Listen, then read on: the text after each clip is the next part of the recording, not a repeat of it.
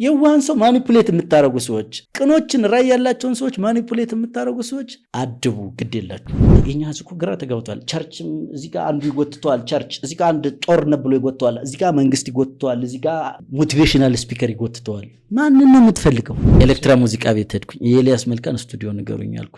አረ ምን ልዘፍን ነው ምናምን አሉኝ። አንዳንዱ ነንሰንስ ያወራል፣ እዛ ይመጣና ስለ ፍቅር ምናምን ስለ ነንሰንስ የሚያወራም አለ ምናምን። የኢኮኖሚውን አንገቱን እንዘዋለን። አንገቱን ከያዝነው በኋላ ሌሎች ቅርንጫፎች በቃ ተፍ ተፍ ብለህ ሀብታም ትሆናለህ። እንደዚህ የሚባል ነገር የለም። ስለዚህ እኔ ከሚገርመኝ ነገር ያው በቤተክርስቲያን ስመለስ እኔ በጣም እንባዬ ነው የሚቀድመኝ። ኦርቶዶክስ ነገር ያው በሴራ ምክንያት ብዙ ድምጻችን ተጭበርብሮ የህዝብ ወከለን ውክልና ድምጻችን ተሰርቆ ከቦርድ ተገፍተን ወጣን።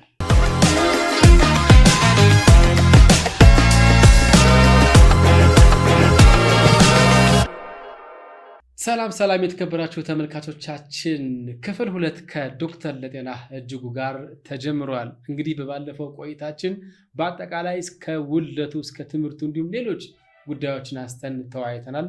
እንደወዳችሁት በኮሜንቶችም ለማየት ታዝቤያለሁ። ዛሬ ደግሞ ቀሪ በጣም የሚያጓጉ በርካታ ሐሳቦች አሉ። አብራችሁን ሁኑ። ይህንን ዝግጅት ወደ እናንተ ስናደርስ የሚያግዙንን ኤምኤች ፈርኒቸርን እንዲሁም ደግሞ ዲአይቴክ ቴክኖሎጂን እጅግ አድርገን እናመሰግናለን። ኤምኤች ፈርኒቸር በአሁኑ ሰዓት እንግዲህ ዓለም የደረሰበትን የፈርኒቸር ምርት በሙሉ የያዘ እጅግ በጣም በጥንካሬም በውበትም የሚያምሩ ስራዎችን ይዞ መጥቶልናል። ስልክ ቁጥሩ አለ፣ አናግሩት። እንዲሁም ደግሞ ዲአይቴክ ቴክኖሎጂ እንግዲህ ያው ዘመኑ ይታወቃል፣ የቴክኖሎጂ ነው። አሰራርን ለማዘመን መልእክቶችን ለበርካቶች ለመላክ ሶፍትዌሮችን ለማበልጸግ ለበርካታ ጉዳዮች እኔ አለውላችሁ ብሏል። እንግዲህ እነሱንም አናግሯቸው። ስፖንሰር ስላደረጉን የዚህ ዝግጅት አጋር ስለሆኑ እጅግ በጣም አድርገን እናመሰግናለን። የኑስ ሚዲያ በክፍል 2 ይቀጥላል። አብረን እንሁን። ዶክተር እጅግ አድርጌ ከልብ አመሰግናለሁ። እስኪ አሁን ደግሞ ጨዋታችን እንቀጥል። አንተ በስፋት የታወቀው ከአማራ ባንክ ምስረታ ጋር ተያይዞ ነው። ሀሳቡን ካመነጩትና ከመሰረቱ ሰዎች መካከል ግንባር ቀደም ሆነ አንተ ወይም እዛ ውስጥ ከነበረው ቲም ውስጥ አንዱ አንተ ነህ እና ከዚህ ጋር በተገናኘ ትዝታው እንዴት ነበረ? እንግዲህ አማራ ባንክ ምንድነው ከሳውዝ አፍሪካ ከተመለስኩ በኋላ ፖስት ዶክ ሰርቼ ባህር ዳር ዩኒቨርሲቲ የሪሰርች ዳይሬክተር የኢኮኖሚክ ምርምር ማዕከል የሚባል አለ፣ የዛ ዳይሬክተር ሆንኩኝ። ከዛ አንድ አመት የሶስት አመት ሹመት ነበረ። አየሁት ቅድም ባልኩ ፖሊሲ በአንድ አመት ሪዛይን አደረኩ። እኔ ራሴ ባይዘ እኔ ብዙ ስልጣን ላይ መቆየት አልወድም። አይቼ ካልሆነኝ የእናንተ ስልጣን ብዬ ተውኩትና የዛን ጊዜ ወቅቱ አማራ ባንክ ፕሪ አማራ ባንክ የነበረውን ወቅት ትንሽ ልንገርህ። ያው በወቅቱ ለውጡ መጣ፣ አዲሱ መንግስት ዶክተር አብይ መጣ። ከዛ በፊት የነበረው የፌስቡክ አጠቃቀማችን ታስታውሰው ከሆነ ሃፒ በርዝዴይ ምናምን ነበር የምንለጥፈው እንጂ በነፃነት የሚሰማን የፖለቲካም ሆነ የኢኮኖሚ ነገር መጻፍም ማውራትም አይቻልም። ያው ትታሰራለህ ወይም ሰምቲንግ ይደርስብሃል። ልክ ዶክተር አብይ ከመጣ በኋላ ግን ኦነስትሊ ማመስገን የምንፈልገው ሶሻል ሚዲያው በጣም ነው የተከፈተው። የፈለገን ነገር የመጻፍ with no consequence ነበረ። እንግዲህ አሁን ትንሽ ነገሮች ደግሞ የተቀየሩ ቢመስሉም በዛን ጊዜ ነፃነቱ ልክ የታፈነው የነበረ ቤት ተከፈተ አይነት ነገር ነው። ብዙ ሰው ወደ ሶሻል ሚዲያ መጣ። በጣም ብዙ ሰው በቁጥር እንታወቃለን፣ ስማቸውን መጥራት ይቻላል። አዎ እዛን ጊዜ ከዛ ሲከፈት እኔ ምን ጀመርኩ መሰለ የአማራ ባንክ ምስረታ ፕሪ አማራ ባንክ ወዲያው በአማራ ኢኮኖሚ በዛ አካባቢ በነበረው ሞመንት ወዲያው አብን ተመሰረተ። በሆነ ሞመንት ወዲያው ደሞኛ ትስይለኛል ሚኪ አማራ ባነሳሳው እንትን ለየተወለድንበት ወረዳ ክረምት ላይ ለተማሪዎች ደብተርና እስክሪብቶ እንርዳ ተብሎ የደብተር ሞቢላይዜሽን ፕሮጀክት ተጀመረ። እኛ ራሱ በጣም ሰክሰስፉል ለቢውኝ ወረዳ እዛን ጊዜ እኔ ተመስገንና እንደፈጠነ የሚባል ሶስታችንን ያደራጀ ነው። ወደ 350 ሺህ ብር ሬዝ አድርገን ለወረዳው ተማሪዎች ሄደን ደብተር ሰጥተናል።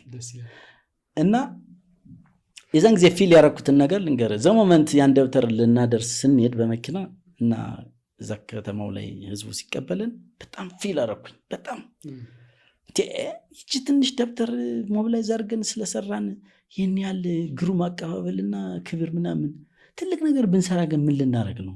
እንዴት ሊሆን ነው የሚል ነገር ለካ ስሰጠው የህዝብ በጣም ይወዳል። ኤክስትራ ማይል ሄደህ ስታስብለት ኤክስትራ ማይል ወደ አንተ ይመጣል። ባይ ዘ ወይ ሪሌሽንሺፕ ጊቭ ኤንድ ቴክ ነው። እኔ አንተም በወደድኩ መጠን ነው አንተ የምትወደኝ፣ እኔ ከጠላው አንተም ትጠላኛለህ። እንደዛ ነው ሪሌሽንሺፕ። ያ የደብተር ፕሮጀክት ህዝብን ማንቀሳቀስ እንዴት ይቻላል የሚል ትንሽ በስሱ ተማርንበት። ከዛ እኔ ምን ቀጠልኩኝ እንዳልኩ ሶሻል ሚዲያው ነፃ ስለነበረ ያው ሰው የሚፈልገው ፖለቲካ ይጽፋል፣ ኢንቫይሮንመንት ይጽፋል፣ ኢኮኖሚ ይጽፋል፣ ሄልዝ ይጽፋል። እኔ ያው ፖለቲካ ኢንትረስት አይደለም። በዚህ አጋጣሚ ምንም ኢንትረስት የለኝም ፖለቲካ ላይ። በተለይ በእኛ ሀገር ኮንቴክስት ደግሞ የሴራ ምናምን ባለበት እኔ ሙያዬን ነው። ከዛ እኔ ኢኮኖሚው ላይ መጻፍ ጀመርኩኝ። በላይነህ ጌታቸው በዚህ አጋጣሚ ጓደኛዬ፣ እኔና እሱ እየተቀባበልን ስለ ኢኮኖሚክ ማርጂናላይዜሽን ኦፍ አማራ መጻፍ ጀመር። የአማራ ህዝብ በኢኮኖሚ ተገሏል ስልህ ከሜንስትሪም ኢኮኖሚክሱ ወጥቷል የሚል ነገር መጻፍ ጀመርን። የዛ ስታቲስቲክስ መነሻው ምንድነው መሰለ? በአብዛኛው የአማራ ህዝብ ሴቨር ነው፣ ቆጣቢ ነው፣ በጣም ቆጣቢ ነው። አሁን የባንክን የቁጠባ ዴታ ብታየው በአብዛኛው ቁጠባ እዛ አካባቢ ነው ያለው። ሰው ይቆጥባል፣ ግን ደግሞ በተቃራኒው የብድር አክሰሱን ብድር የማግኘት እንትኑን ስታየው ደካማ ነው፣ አያገኝም። ወይ በህዝቡ በራሱ ብድር ያለመፈለግ ቴንደንሲ ወይም ደግሞ ፋይናንሻል ኢንስቲትዩሽንስ ወይም ተቋማቱ ብድር አቅርቦት ስለማይሰጡት ወይም ሎት ኦፍ ሪዝንስ ይኖራል። ዞሮ ዞሮ ቁጠባና ብድሩ ማቻ ያደረግ አልና ይችማ ኢኮኖሚክ ማርጂናላይዜሽን ናት፣ ማግለል ናት። ስለዚህ የአማራ ህዝብ የራሱ የሆነ ተቋም ያስፈልገዋል ወደሚል አዮ የአማራ ባንክ መነሻው ያ ነው። ጥንስሱ ኢኮኖሚክ ማርጂናላይዜሽን ኦፍ አማራ የምንለው ፖስት ነው። እና እኔ ኢኮኖሚው ላይ መጻፍ ጀመርኩኝ። ከዛ በዚህ አጋጣሚ አሁንም ማመስገን ስላለብኝ ነው የአማራ ባንክ አነሳስ። አንድ ቀን ጓደኛዬ ዶክተር ጸጋ ጥበቡ ይባላል፣ የአማራ ክልል ገቢዎች ቢሮ ኃላፊ ነበር፣ የአካውንቲንግ ስታፍ ነው። እና ዶክተር አዲስ መኮንን የፊዚክስ መምህር ነው ባህር ዳር ዩኒቨርሲቲ። የምጽፈውን ነገር አዩና አንተ ናስቲ ያሉኝ። ቅዠት በዛና ምጽፈው ነገር ወደ ኢኮኖሚክስ በጣም ወደ ተቋም ምስረታ ሊድ እያደረገ እንደሆነ ሴንስ አረጉና እናሉኝ። ባህር ዳር ዋተር ፍሮንት ሆቴል የሚባል ጠሩኝና ለምንድነው ባንክ ማታቋቁም አሉኝ። ይህን የምትቃዣውን ነገር እስቲ ተቋም አድርገውና ባንክ አድርገው አሉኝ። ከዛ እስቲ ላስብበት፣ ግን ከባድ ነው ባንክ አልኳቸው።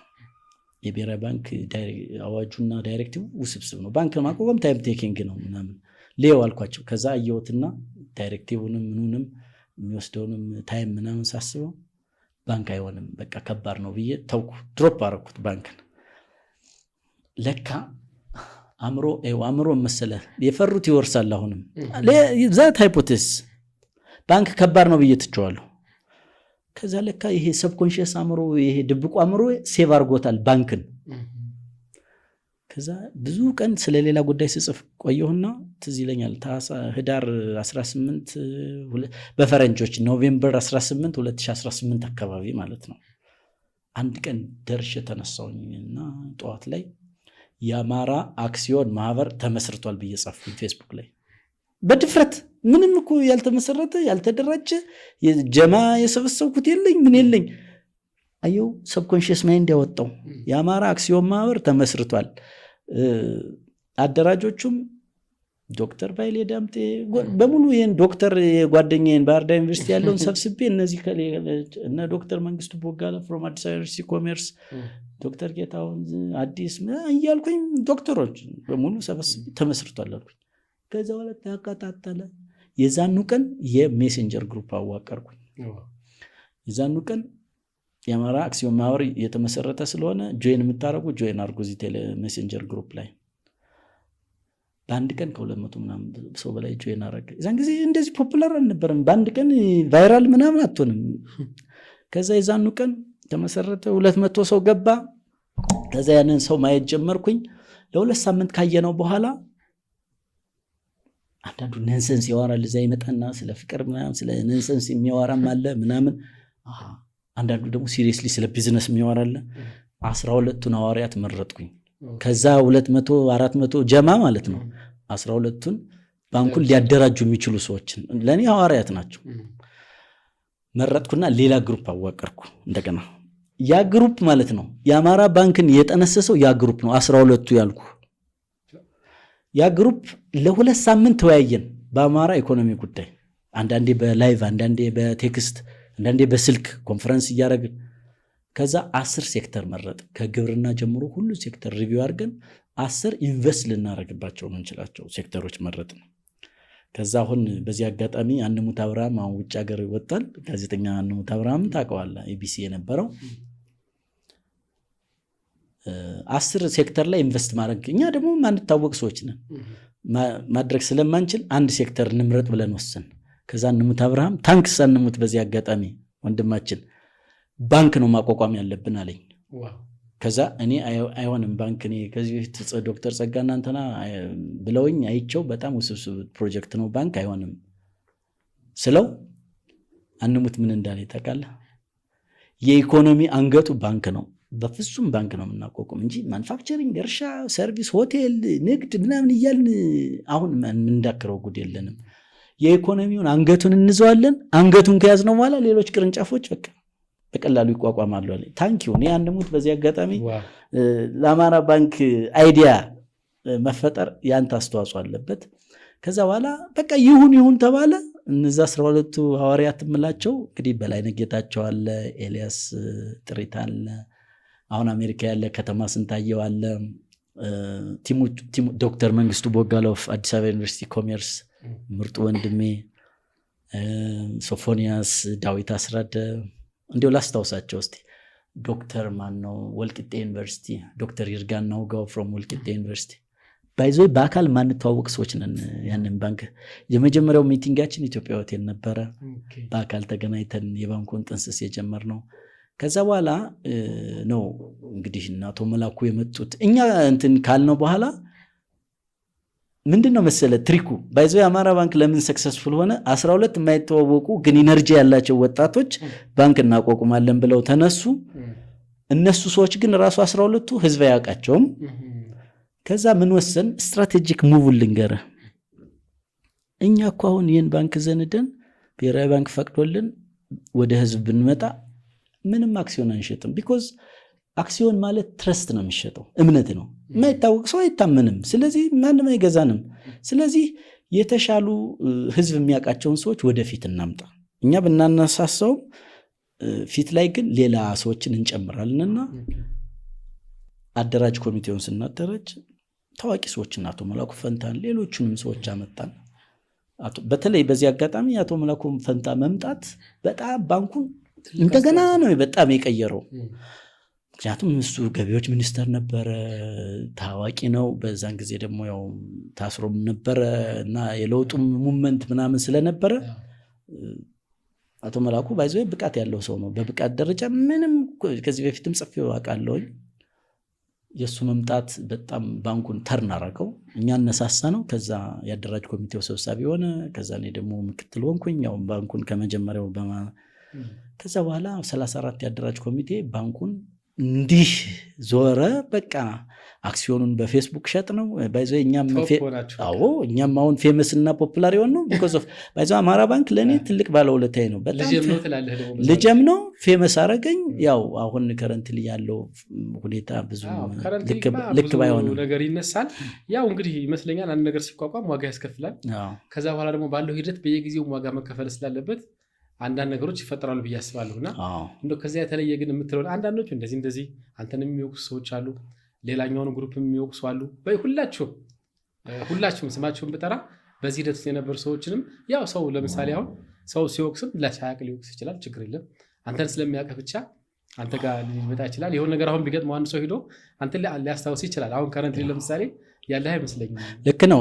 የአማራ ባንክ እንግዲህ በአደራጅ ኮሚቴ 3 ዓመት ሰራን። ከዛ ባንኩን ውናረግ ነው። አሜዚንግ ባንክ፣ በኢትዮጵያ ባንኪንግ ታሪክ ታይቶ የማይታወቅ ባንክ። የሰው ቁጥር፣ የተሰበሰበው ካፒታል ቁጥር ባይዞ 16 ባንኮች ነበሩ የዛን ጊዜ። እነሱን ዱፕሊኬት የሚያደርግ ባንክ ነው በካፒታልም በሼርሆልደር ቁጥር። ዋን ኦፍ ዘ አሜዚንግ ባይዞ አማራ ባንክ ወደፊትም ራሱን ችሎ ያ ሞመንት ቡክ ፕሮጀክት መሆን ይችላል። መጻፍ አለበት። እንዴት ማህበረሰብ ሲደራጅ ትልቅ ታምር እንደሚሰራ ማስተማሪያ የሆነ ፕሮጀክት ነው ባይዞ እንትኑ ፋውንዴሽን ፌዙ።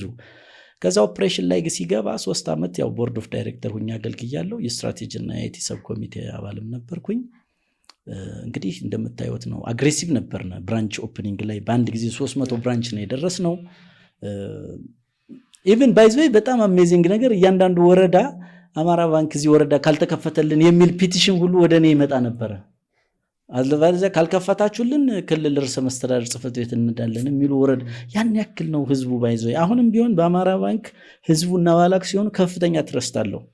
ምንድነው የገጠመን ቻሌንጅ? እንግዲህ በፋይናንስ የገቨርናንስ የሚባል ይሻል። ገቨርናንስ ማለት ምን መሰለህ? የመልካም አስተዳደር በጥሩ ኢንቴንሽን የተጀመሩ ፕሮጀክቶች መጨረሻ ላይ ዲስአፖይንትመንት ይሆናሉ። ለምንድን ነው የሚሆነው ካልክ ይሄ የግለሰብና የቡድኖች የጥቅም ፍላጎት ነው። ባይዘው ጥቂት እንግዲህ በጣም ብዙ ዋጋ ከፍለን ያመጣነውን ተቋም ጥቂት ሰዎች እና ቡድኖች ግን ለራሳቸው የግል መጠቀሚያ ኮንስፓየር ያደርጋሉ። ያ ነው የመልካም አስተዳደር ችግር ማለት። ሶ እኔ ቦርድ ከነበርኩ በኋላ ያው በሴራ ምክንያት ብዙ ድምጻችን ተጭበርብሮ የህዝብ ወከለን ውክልና ድምጻችን ተሰርቆ ከቦርድ ተገፍተን ወጣን። ያ ነው ቤዚክ ምክንያቱ። ወጣን። ከዛ በኋላ ያው ድምጻችን መሰረቁንም ስላወቅን ብሔራዊ ባንክ ከሰስ። ያው ይህንን ችግር ያደረሱ ሰዎች የተወሰነ እርምጃ ተወስዶ እነሱም አልቀጠሉም። ያው እንትናቸውን ድምጻችን እንትን ያሉት ሉዝ ጌም ነው። ኪሳራ የሆነ ጌም ነው የተጫወቱት። ዊን እናረጋለን መስሏቸው ግን ያው መልአኩ ቅዱስ ገብርኤል እያለ ምንም ነገር ባይዘው ክፉ ለራሱ በጎ ለራሱ። ክፋት ስትሰራ መልሶ የሚጠልፍ አንተ ነው። በጎ ስትሆን ደግሞ መልሰ ጥሩ የምትሆነው አንተ ነው። እና ወጣን። ከዛ በኋላ ያው ባንኩ ከባድ የሆነ የኮርፖሬት ገቨርናንስ ኢሹ ላይ ነው አሁንም ያለው። በተለይ በቦርዱና በማኔጅመንቱ መካከልም ብዙ እንትን የለም። ይሄ ክራይሲስ አሁንም ሊፈታ የሚችለው በቅንነት ብቻ ነው። ያው ኦብቪየስሊ ይፈቱታል፣ ትላልቅ ሰዎች ናቸው ያሉት፣ አሁንም ይፈቱታል ብዬ አስባለሁ። ግን አንድ ትልቅ ሌሰን የተማርኩት ህዝባዊ ተቋም ሞቢላይዜሽን ላይ ሰዎችን ስትመርጥ በጣም በጥንቃቄ መምረጥ እንዳለብህ፣ ማን ጋር ፓርትነር ማድረግ እንዳለብህ። ዝም ብለህ የመጣውን ሰው ሁሉ አምነህ ሆይ ሆይ ሆይ ሆይ ሆይ መጨረሻ ገደል ዞ እንደሚሄድ። ብዙ ካፒታል ብሰበስብም ያ ካፒታል ሚኒንግፉል ነገር አያመጣም as long as bad peoples መጥፎ ሰዎች ጋር እየሰራ ከሆነ። ስለዚህ ቲም ሴሌክሽን ላይ ትልቅ ትምህርት ነው። አሁን የተማርኩት ዝም ብዬ ድሮ ምስኪን ስለነበርኩኝ ማንም ጋር ና የና አክሲዮን ናቆቁም እሺ ግፋ በለው ነበር። ያ አይሰራም። ትልቁ ሌሰን የተማርኩት ሰው ማለት ክፉ እንስሳ እንደሆነ ተምሬያለሁ። ሲያቀናም ጥሩ ነው፣ ታምር ይሰራል። ክፋትም ደግሞ ሲሆን እንደ አማራ ባንክና እንደዚህ አይነት ትላልቅ ድሪም የነበራቸውን ፕሮጀክቶች ከሰብ ስታንዳርድ ወይም ከአቨሬጅ በታች እንዲሆኑ ያደርጋል። አሁንም ቢሆን ለሌሎች አክሲዮን ለምታደራጁ ሰዎች፣ ትላልቅ ተቋማት ለምትመሰርቱ ሰዎች እባካችሁ ግድ የላችሁም። ክፋት መልሶ ጥፋት ነው የሚያመጣው። ሴራ እኔ ባይዞ ይቅርታ አድርጉልኝ እንግዲህ በሴራ የተካኑ እነዛ እንትኖች ናቸው ፖለቲከኞች። ሰሜን በተለይ ያሉት ፖለቲከኞች በጣም የተካኑ ናቸው በሴራ። እነሱም ግን ራሳቸውንም የትግራይንም ህዝብ ዘውት ገደል ነው የገቡት። መጨረሻው ጥፋት ነው ሴራ።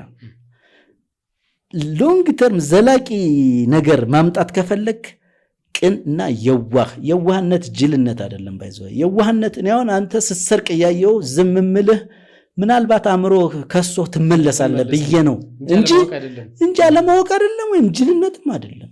የዋህን ሰው ማኒፑሌት የምታረጉ ሰዎች፣ ቅኖችን ራይ ያላቸውን ሰዎች ማኒፑሌት የምታረጉ ሰዎች አድቡ፣ ግድ የላችሁም። አይጠቅምም። ሀብቱንም ብሰበስቡት ዝናውን ብሰበስቡት ትጠፋላችሁ። እግዚአብሔር ፍርዱ በቃ አይዘገይም። እኔ አሁን በአማራ ባንክ በእኔ ላይ በጓደኞቼ ላይ ኮንስፓየር አድርገው ከቦርድ እንድንወጣ ባንኩ እንደዚህ መስበር እንዲህ ብዙ ነገር ያደረጋችሁ ሰዎች ዋጋችሁን አግኝታችኋል። አሁን you pay the price። መልአኩ ቅዱስ ገብርኤል አይለመነኝ፣ አይቼዋለሁ ባይኔ ክፉነት ምን እንደሆነ፣ የዋህነት ምን እንደሆነ። አሁን እኔ በግልጽ ነው መሰክረው አማራ ባንክ ትልቅ ባንክ እንዲሆን የህዝባችን የኢኮኖሚ ችግር እንዲፈታ አሁንም ድሪም አለኝ። መሆንም አለበት፣ መስተካከል አለበት። የዋህነቴ ኢቭን ከባንኩ በወጣም አሁን ትልቅ ፕሮጀክት ላይ ነው ያለውኝ። ሌላ ትላልቅ ሪቮሉሽን የሚያመጣ ተቋም እየጸነስን ነው አሁን ከረንትሊ።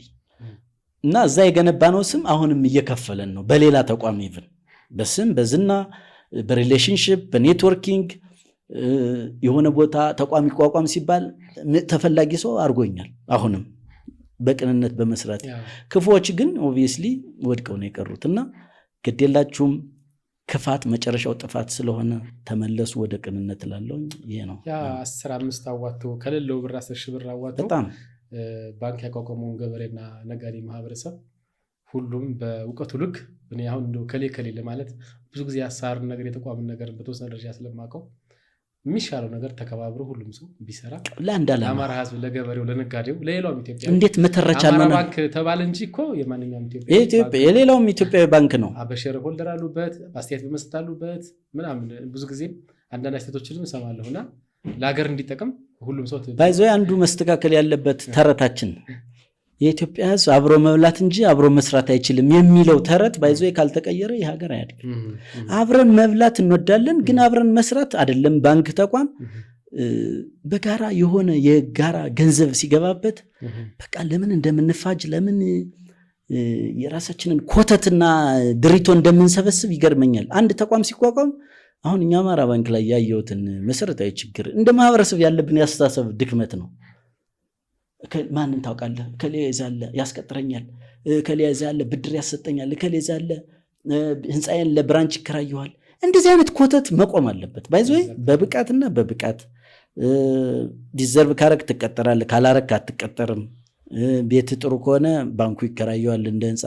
ብድር የምታገኘው ብቃት ያለው ፕሮጀክትና የመክፈል አቅም ታይቶ እንጂ ይሄ ዝም ብሎ ኮተት እየሰበሰብን ሀገሩን ጣል። ባይዘይ ለዚች ሀገር ትልቁ ውድቀት ይሄ ብልሹ አሰራር፣ ሙስና፣ ማንን ታውቃለህ፣ ማንን እንትን አቢዩዝ ታረጋለህ ምናምን አገሪቱን እየጣላት ነው። ባይዘይ ይመስለናል እንጂ አገሪቱ እየወደቀች ነው። ለጊዜው ምን ወደውን ሰው መንጠቅ ይመስለናል እንጂ በጣም ከዚህ ከጥራት አንጻር ግን ብዙ ችግር እኔ አሁን አንዱ ፔኔ እሱ ነው፣ ህመሜ እሱ ነው። በቃ የሀገር ሊድን ከፈለገ ቅንነት፣ የዋህነት፣ ከሙስና የጸዳ ሜንታል ሴታፕ ያስፈልገናል። አንተ ሆስፒታል ለመታከም እኮ ማን ዶክተርን ታውቃለህ ብሎ የሚሄድ ህዝብ እኮ ነው የፈጠርነው። በጣም እኔ ሸሞናስ ሂደህ የሪፈር ወረቀትህን ይዘህ ዲዘርቭ ካረክ ትታከማለህ እንጂ ተሽሎክሉከህ እንዴት ትታከማለህ? ኤቭሪ ገቨርንመንት ሰርቪስ ኤቭሪ ሰርቪስ እንዴት ኮራፕት ያደርጋል? ይህ እኮ ሜንታል ኮራፕሽን ሲሪየስ አደጋ ውስጥ ነን እንደ ሀገር ሲሪየስ። እኔ አሁን የሚያሳስበኝ ጦርነቱ ምናምን ሳይሆን የእኛ እንደ ህዝብ እንደ ማህበረሰብ የስነ ምግባር ውድቀታችን በጣም አሳሳቢ ነው። አገሪቱ ዲኬ እያደረገች ነው። ስለዚህ ወደ ቀልባችን፣ ወደ ራሳችን፣ ወደ ሃይማኖታችን፣ ወደ አእምሯችን መመለስ አለብን። ክፋት፣ ሴራ፣ ተንኮል፣ መሽሎክሎክ ለእኔ መሽሎክሎክ ነው የምለው። መሽሎክሎክ አይጠቅምም። ዩ ሃቭ ቱ ጎ ዘ ዌይ ዘ ሎንግ ዌይ። ሁልጊዜ አቋራጭ ገደል ነው የሚጥልህ። ሀብታም የሆንክ ብዙ ሰው አሁን ተፍ ተፍ ብለህ ሀብታም ትሆናለህ እንደዚህ የሚባል ነገር የለም። ያ መልሶ ይጥላል። ደክመህ ለፍተህ ነው ሀብታም የምትሆነው ብራዘር።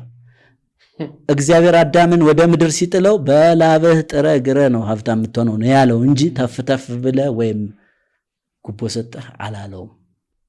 መጽሐፍ ቅዱስ እናንብብ። ያ የሚገርም ነው። ባህር ዳርን እንደ ዱባይ የሚል ፕሮጀክትም ነበራችሁ። እንግዲህ ያው ተቋም ምስረታ ላይ እንደዚህ እንቅስቃሴ ላይ አሁንም አለህ እንደው ስላላነሳ ነውና ያኔ ግን ባህር ዳር እንደ ዱባይ የሚልም የሆነ እንቅስቃሴ ሰምቼ ነበርና እንዴት ነው እሱ ነገር ተሳካ ወይስ የት አደረሳችሁት?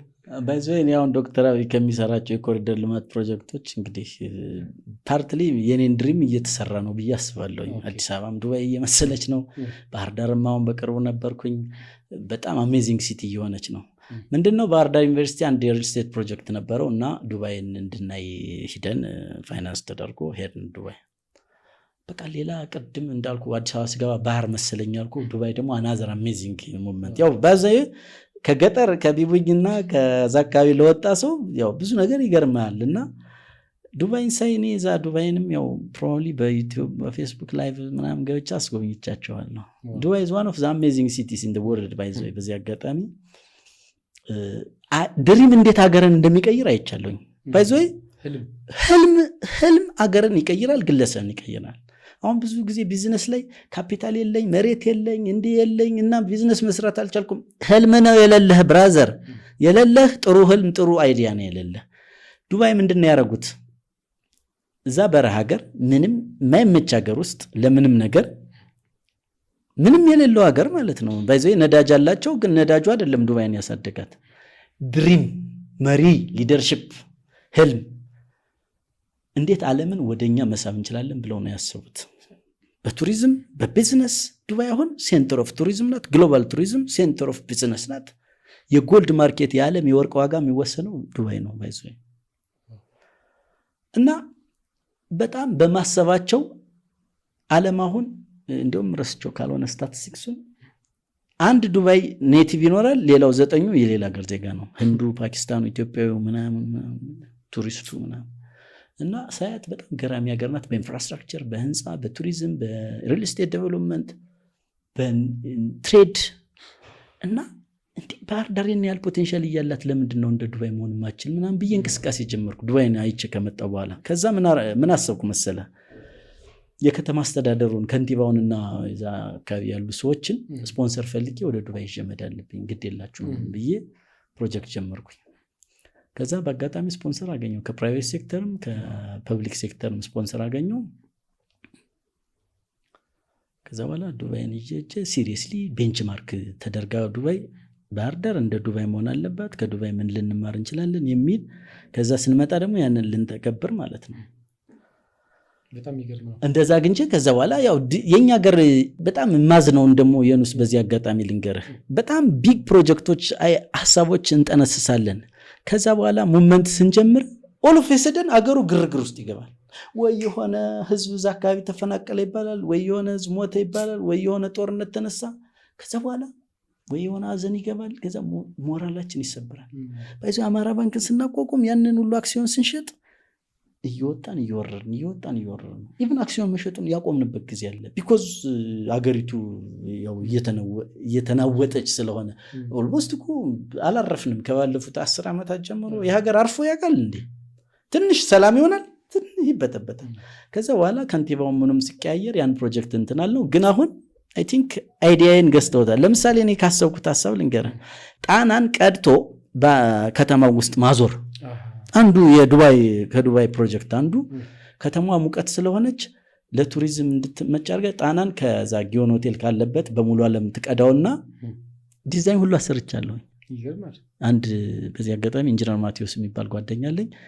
ዲዛይን ሰርቷል። ጣና እንዴት ከተማዋን ዙሮ ባህር ዳርን አቀዝቅዞ ልክ እንደ ቬነስ እንደ ጣሊያን ከተሞች ከተማውን ዙሮ ከተማዋን በጀልባ መጎብኘት፣ ከዛ ተመልሶ ደግሞ ዋተር አውት ፍሎ እንዳይኖር ተመልሶ ጣና የሚገባበት ዲዛይን። በዚህ አጋጣሚ አገሩ ሲረጋጋ ይህን ፕሮጀክት ተግባራዊ ማድረግ አለብን ብዬ አስባለሁ። ክልሉም የሚያስብበት ይመስለኛል። ሀሳብ ነው ባይዞ ሀገር የሚያሻግር። እኔ አሁን ሀሳብ ዲስኩር ነው ቅዠት ነው እብዶች ናችሁ ምናምን የምትሉ ሰዎች ስነስርዓት አድርጉ። አገር የሚሻገረው በሀሳብ ነው። ሀሳብን ማድነቅ አፕሪሼት ማድረግ አለብን። ካላሰብክ ተግባር ዝም ብሎ የትም አይመጣም። እዛ ቀበሌ ለቀበሌ ስዞር ስለዋል ከአገሩን አትቀይረውም። ስለዚህ ቢግ አይዲያስ ሁልጊዜ ሪስፔክቲቭ ያስፈልጋቸዋል። አሁን ባይሆን አንድ ቀን ይሆናል። አሁን ግን እየሆነች ነው። ባህር ዳር ሂደት አቃለ ከዚህ አሁን ተከፍቶ የጣና ንፋስ ቀጥታ እየመጣ 2 ስትሬቶች ተከፍተዋል። በጣም የሚያጓጓ ነገር ተጀማምሯል። በዚህ አጋጣሚ ባህር ዳር እንዲሁም በቅርቡ አንድ ጥናት ሰምታል። ገነት ያለችው ባህር ዳር አካባቢ ነው የሚል ጥናት ታምናለህ? በዚህ እኔማ ካመንኩ ቆየሁ እኮ። ገነት ባህር ዳር ነው ያለችው ነው በእርግጠኝነት እዛ ነው ያለችው እኮ። እኔ እንደ ጆክም ሳይሆን አንድ ጊዜ እኛ እኮ ገነት የምንላት ሌላ ግዴለም ደብረ ማርያም አካባቢ ነው ገነት ያለችው። ባህር ዳር አባይና ጣና የሚለያዩበት አካባቢ ያለውን ቦታ ሄደህ ብታየው እኔ አንዴ በጀልባ ሄጄ ሳየው ዋው ዚስ መስት ቢ በዛ ከሆነ ለምን አሁን እዛ ሄደን አንኖርም ታዲያ? አሁን አልረጋጋል ነገራዊች እንትን የሚልበት ነገር አለ። አይ በእርግጠኝነት ባህር ዳር በቃ የተለየች ዞሮ እውነት ለመናገር እንደው ምንም ይሁን ምንም ናት። ባህር ዳር ላይ ምን ታጣለህ? ደስታው፣ ጨዋታው፣ አየሩ፣ ንፋሱ። በዚህ አጋጣሚ እንደውም ለአማራ በዛ በጀርባ በኩል ይሄድኩ ራሱ ዝናና ነበር። እንደዚህ ፊት ለፊት ባለው ሀይቅ ሳይሆን በጀርባ በኩል አሉ። ስማቸው ስለረሳኋቸው ስማቸውና ባህር ዳር በጣም የኢትዮጵያ ኩራት የአፍሪካ ኩራት ከሚሆኑ ከተሞች ባይዘይ እንደውም እኛ ፉሊሽ ስለሆን የኢሊቱ አካባቢ ስማርት ስላልሆን እንጂ እንኳን እንደዚህ አይነት የሪሰርች ፋይንዲንግ ተገኝቶ ሰው ፈጥሮ ታሪክ ሰርቶ ናሬቲቭ ትርክት ሰርቶ ብዙ ነገር ይቀይራል። የሌለውና ባህር ዳር እኮ ምንም ነገር በቃ ባይዘይ ገነት ብትሆን የሚያንሳት ከተማ አይደለችም። እኔ አሁን አዲስ አበባ ካለው ኢንዶመንት እና ጊፍት በጣም ስንት እጥፍ ባህር ዳር ሐዋሳ ያለው ጊፍት በጣም ይበልጣል።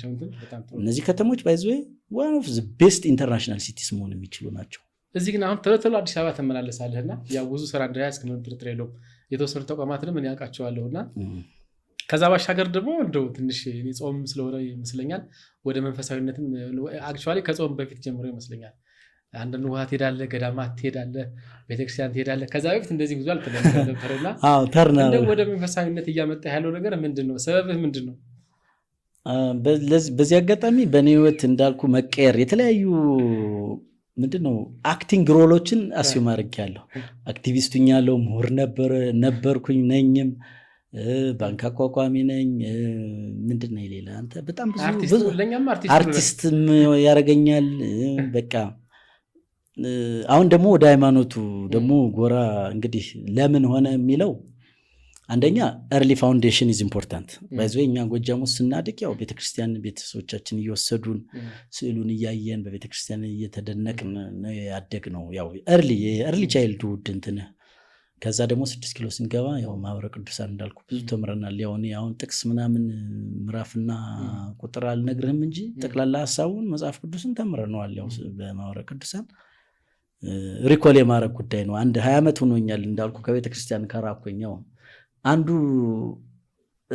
ብር ደሞዝ ማግኘት ሲጀምር ነው ከቤተክርስቲያን የራኩኝ። ባይዘይ ብር ማለት ሰይጣን እንደሆነ በዚህ አጋጣሚ ያው ሰይጣን ነው። ኢትስ ፓርትሊ እንደዛ ነው። እና ብር ስታገኝ ከቤተክርስቲያን ትርቃለህ፣ ድሃ እያለ ግን ትሄዳለህ። እና አይ ቲንክ ያም ብር ሆኖ የዩኒቨርሲቲ ደሞዝ አሸሸን ከቤተክርስቲያን ያው ወደ ዓለማዊ ነገር ተሳም። አሁን የኔ ቼንጅ የዚህ ሃይማኖት እንግዲህ ቼንጅ ዘላቂ ነው አይደል? እሱ የሚታይ ሆኖ ግን ወደ ቤተክርስቲያን አሁን በጣም መሳብ ጀምሬያለሁ። በዚህ አጋጣሚ ሐሳቦችና ረፍት ሲኖር ደግሞ ትሄዳለህ። አምና ኢትኬር ነበርኩኝ እኔ ኢትኬር ማቴዎስ መባ እንግዲህ ወንድሜ ማቴዎስ መባን ታውቀዋለህ። በጣም የተባረከ ልጅ ነው፣ የቤተክርስቲያን ልጅ ነው። በጣም በሃይማኖቱ ጠንካራ ነው። በቢዝነሱም እግዚአብሔር በቃ ምንድነው የሚባለው እየበረገደለት ነው። ማቴዎስ ገና ወደ ኢትዮጵያ ራሱ በጣም የሚገርም ሰው ማቴዎስ መባ one of the big industrialists እዚህ ሀገር በጣም ትልቅ ኢምፓክት ካላቸው ሰዎች አንዱ ነው። በጣም በዚህ አጋጣሚ ወደዋለው። ማቴዎስ ቤተክርስቲያን ይዞኝ ሄድ ጀመረ አምና እሱ ጋር ያለው እንግዲህ አቡነ አራ ድንግል እዚህ እንትን ገዋሳ ከዛ አቡነ ተክለ ሃይማኖት ቦሌ ቡልቡላ ምናምን አካባቢ እንጦጦ ኪዳነ ምሕረት እንጦጦ ኢቭን የመድኃኔዓለም ማህበር ከዛ ደግሞ አንድ ገራሚ መጽሐፍ ሰጠኝ ማቴዎስ የበረሃው ምስጢር የሚል መጽሐፍ ሰጠኝ። የገዳም ህይወት ምን እንደሚመስል አራ ያንን መጽሐፍ ካነበብኩት አልጨረስኩት፣ ግማሹ ላይ ነው የደረስኩት። ያንን መጽሐፍ ሳነብማ በቃ ገዳም ገባ ነው ያለኝ። እና አሁንም መጽሐፉን አለ ቤቴ። ካመንክ እግዚአብሔርን ካመንከው ምንም ነገር ከባድ እንዳልሆነ ምንም ነገር እኮ ነው የምልህ። ለምሳሌ አንበሳም ማዘዝ ትችላለህ፣ ሚዳቋም ማዘዝ ትችላለህ ካመንክ እና በእግዚአብሔር መሰወር ትችላለህ። አሁን አንተ ለምሳሌ ጠላቴ ነህ ልበል፣ ልትገለኝ እየመጣህ ነው። እኔ እምነቱ ካለኝ እጠፋሃለሁ አንተ ነው። ያን ያክል ነው ፓወሩ። ባይዞ የእምነት ፓወር ይሄ እኛ አካውንቲንግ፣ ፋይናንስ፣ ፊዚክስ ዋትኤቨር ፒኤችዲ ይዘን ምንም አናውቅም። ባይዞ አሁን የምነግርህ አስረግጬ የምነግርህ ነገር የፈለገው ፕሮፌሰር ነው ይበል የፈለገው ስፒሪቹዋል ወርልዱ ላይ ያለውን እውቀትና ዊዝደምና መገለጥ በፍጹም በዓለማዊ እውቀት አንደርስበትም። ይሄ ሁሉም ሰው ግልጽ ሊሆንለት ይገባል ብዬ አስባለሁ።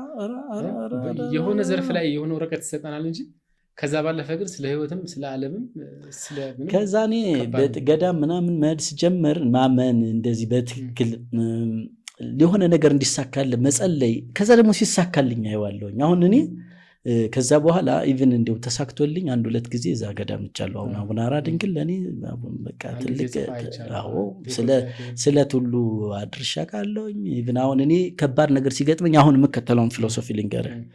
አሁን በህይወቴ ከባድ ነገር ከገጠመኝ ለምሳሌ እንዲሳካልኝ የምፈልገው ግብ ሲኖር ወይ ደግሞ የሆነ ነገር ከህይወቴ እንዲያስወግድልኝ ስፈልግ በጸሎት ነው የማምነው። በቃ በጸሎት በጣም ብዙ ታምርና ኃይል አግኝቻለሁ። እኔ አሁን ጠዋት ከቤቴ ስወጣ እግዚአብሔር ጠብቀኝ ብዬ ነው የምወጣው። ማታም አመሰግናለሁ፣ ጠዋትም ጸልያለሁ። እንደዚህ አይነት ሰው አልነበርኩም።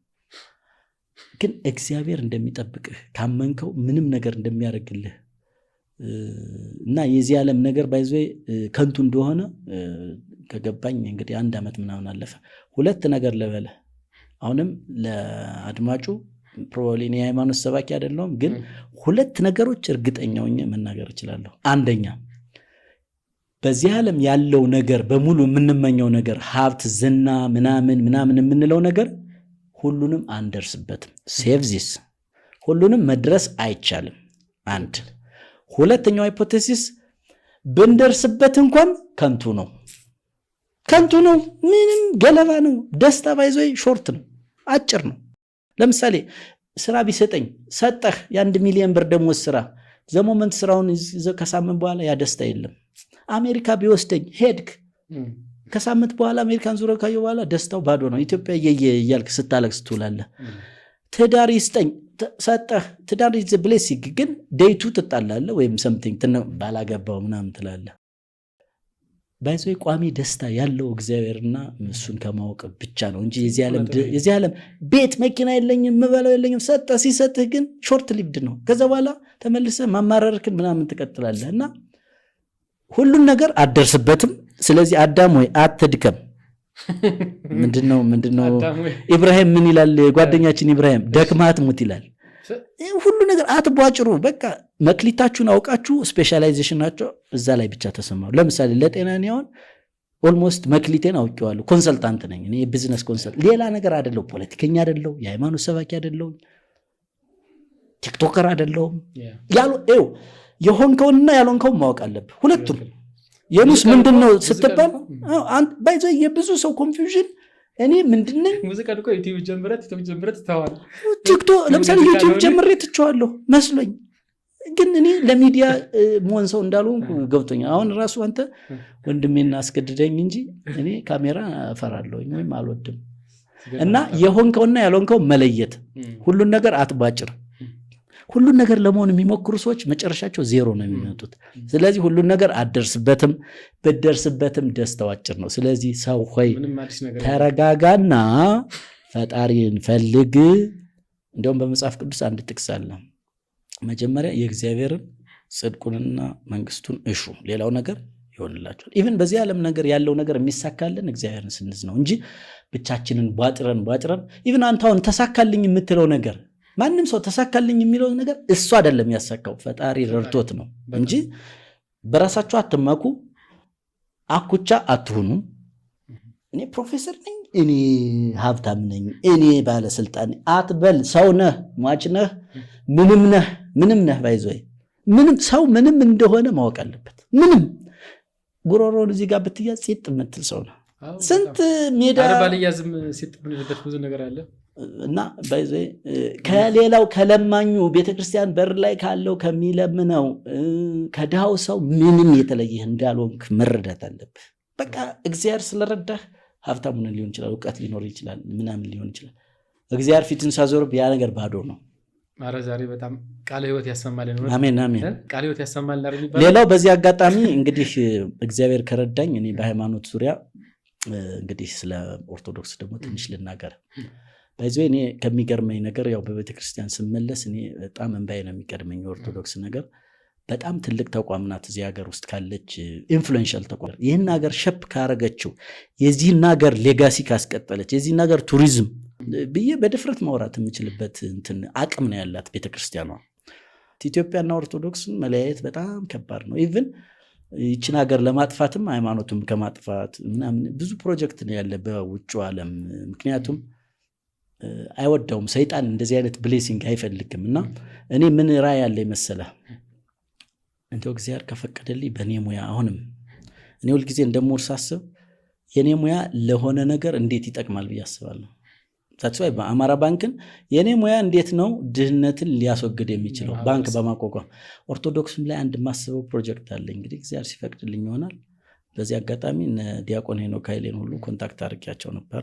ምንድነው መሰለህ ኦርቶዶክስ ውስጥ ያለው ይሄ ልመና ጎሳቆል ምናምን ማቆም አለበት ከሚሉት ወገን ነኝ። ቤተክርስቲያን በኢኮኖሚ ራሷን መቻል አለባት ብዬ ነው የማስበው። እና ኦርቶዶክሳውያንን ሰብስቤ ወይም እንደዛ አካባቢ ትላልቅ ሰዎችንም እና አቡነ አብርሃም ሌሎቹንም ይብን ትላልቅ ሰዎችን እንዳደራጅ ኮሚቴ አድርጌ ኢንፍሉዌንሻል የኦርቶዶክስ አክሲዮን ማቋቋም ፈልጋለሁ። ይሄ ወደፊት እግዚአብሔር በጸሎት የጠየቅኩት ነገር ነው። ከተሳካ ወደፊት አንድ ሪቮሉሽን እዚህ አካባቢ ላይ አስባለሁ። ቤተክርስቲያን አካባቢ የምናየውን ድህነትና መጎሳቆል ለምሳሌ የገጠር ቤተክርስቲያኖች አካባቢ ምዕመናን አካባቢ መጎሳቆሉን የሌሎች ሀገሮች ኦርቶዶክሱን ብታይ የግብፅን የሌሎቹን ኢኮኖሚካሊ ፓወርፉል ናቸው። የኛ ግን ሞዴሉ ልክ አይደለም እና እሱ መቀየር አለበት ብዬ አስባለሁ። ይሄ ለጽድቅ ብዬ ሳይሆን የምሰራው በቃ ሙያዬ ለሆነ ነገር መጥቀም አለበት ከሚል ተነስቼ ነው። እግዚአብሔር ሲፈቅድ ይሆናል። ብዙዎች ለሀገርም ለሌላውም እምነትም ራሱ በሙያ ደረጃ ልጠቀም ትችላለህ።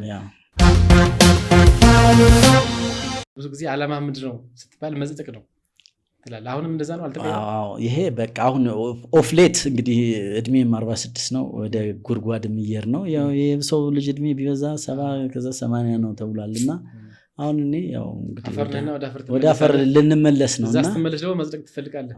አሁን እስካሁን ብዙ ወጣን ወረድን የዚህ ዓለም ነገር ከንቱ ነው ብያለሁና አሁን እኔ ተቋማት ራይና ምናምን ሚሽን ስቴትመንት ይቀርጹ የለ እንደ ግለሰብ አሁን እኛ ኢትዮጵያውያን ብንጠየቅ ቪዥንና ሚሽን አለን ወይ ጎል አለን ወይ ምናምን ቢባል ባይዘው ብዙ ነገር የማይሳካልን ጎል ስለሌለን ነው።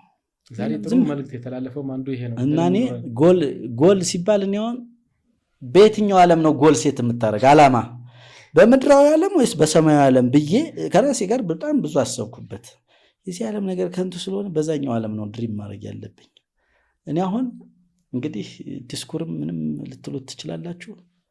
ኩነኔን አፎርድ አላረገውም። አፎርድ በቃ ሲኦል መግባት አልፈልግም፣ መጽደቅ አለብኝ እንጂ ሀብታም እኔ አሁን ባይዘ ሀብታም የመሆን ፍላጎት የለኝም። ሞደስት ላይፍ ነው የምኖረው። አሁን ግን በፌስቡክ የጠፋበት ምክንያት ምንድን ነው?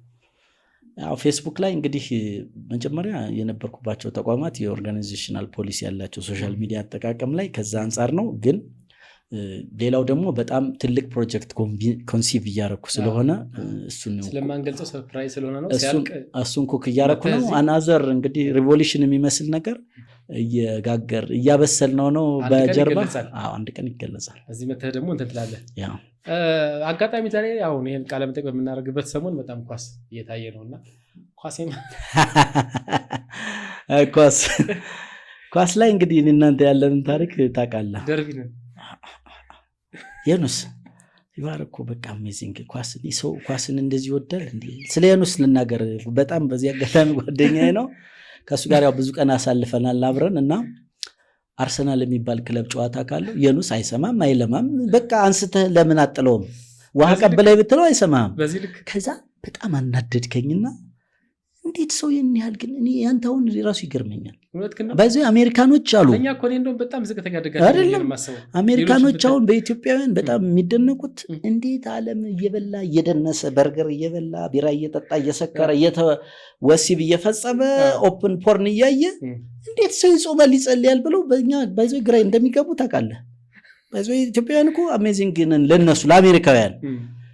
ለእኔ ደግሞ አንተ አሜዚንግ ነህ ኳስ አሁን ኳስ ይህን ያህል የሚመስጥ ነገር ሆኖ ነው የኑስ እንደዚህ እግሩን እንኳን በአንካሴ ቢወጉት አይስበም። አርሰናል ጨዋታ ካለው ባይዞ በፊት ፋዘር እየገረፈ ነው ያስተውን ኳስ እንዴት ልትወደው ቻልክ? ሪቨርስ ጥያቄ ነው። እየገረፈ ኳስ ከተጫወትኩ ገረፍ ነበር።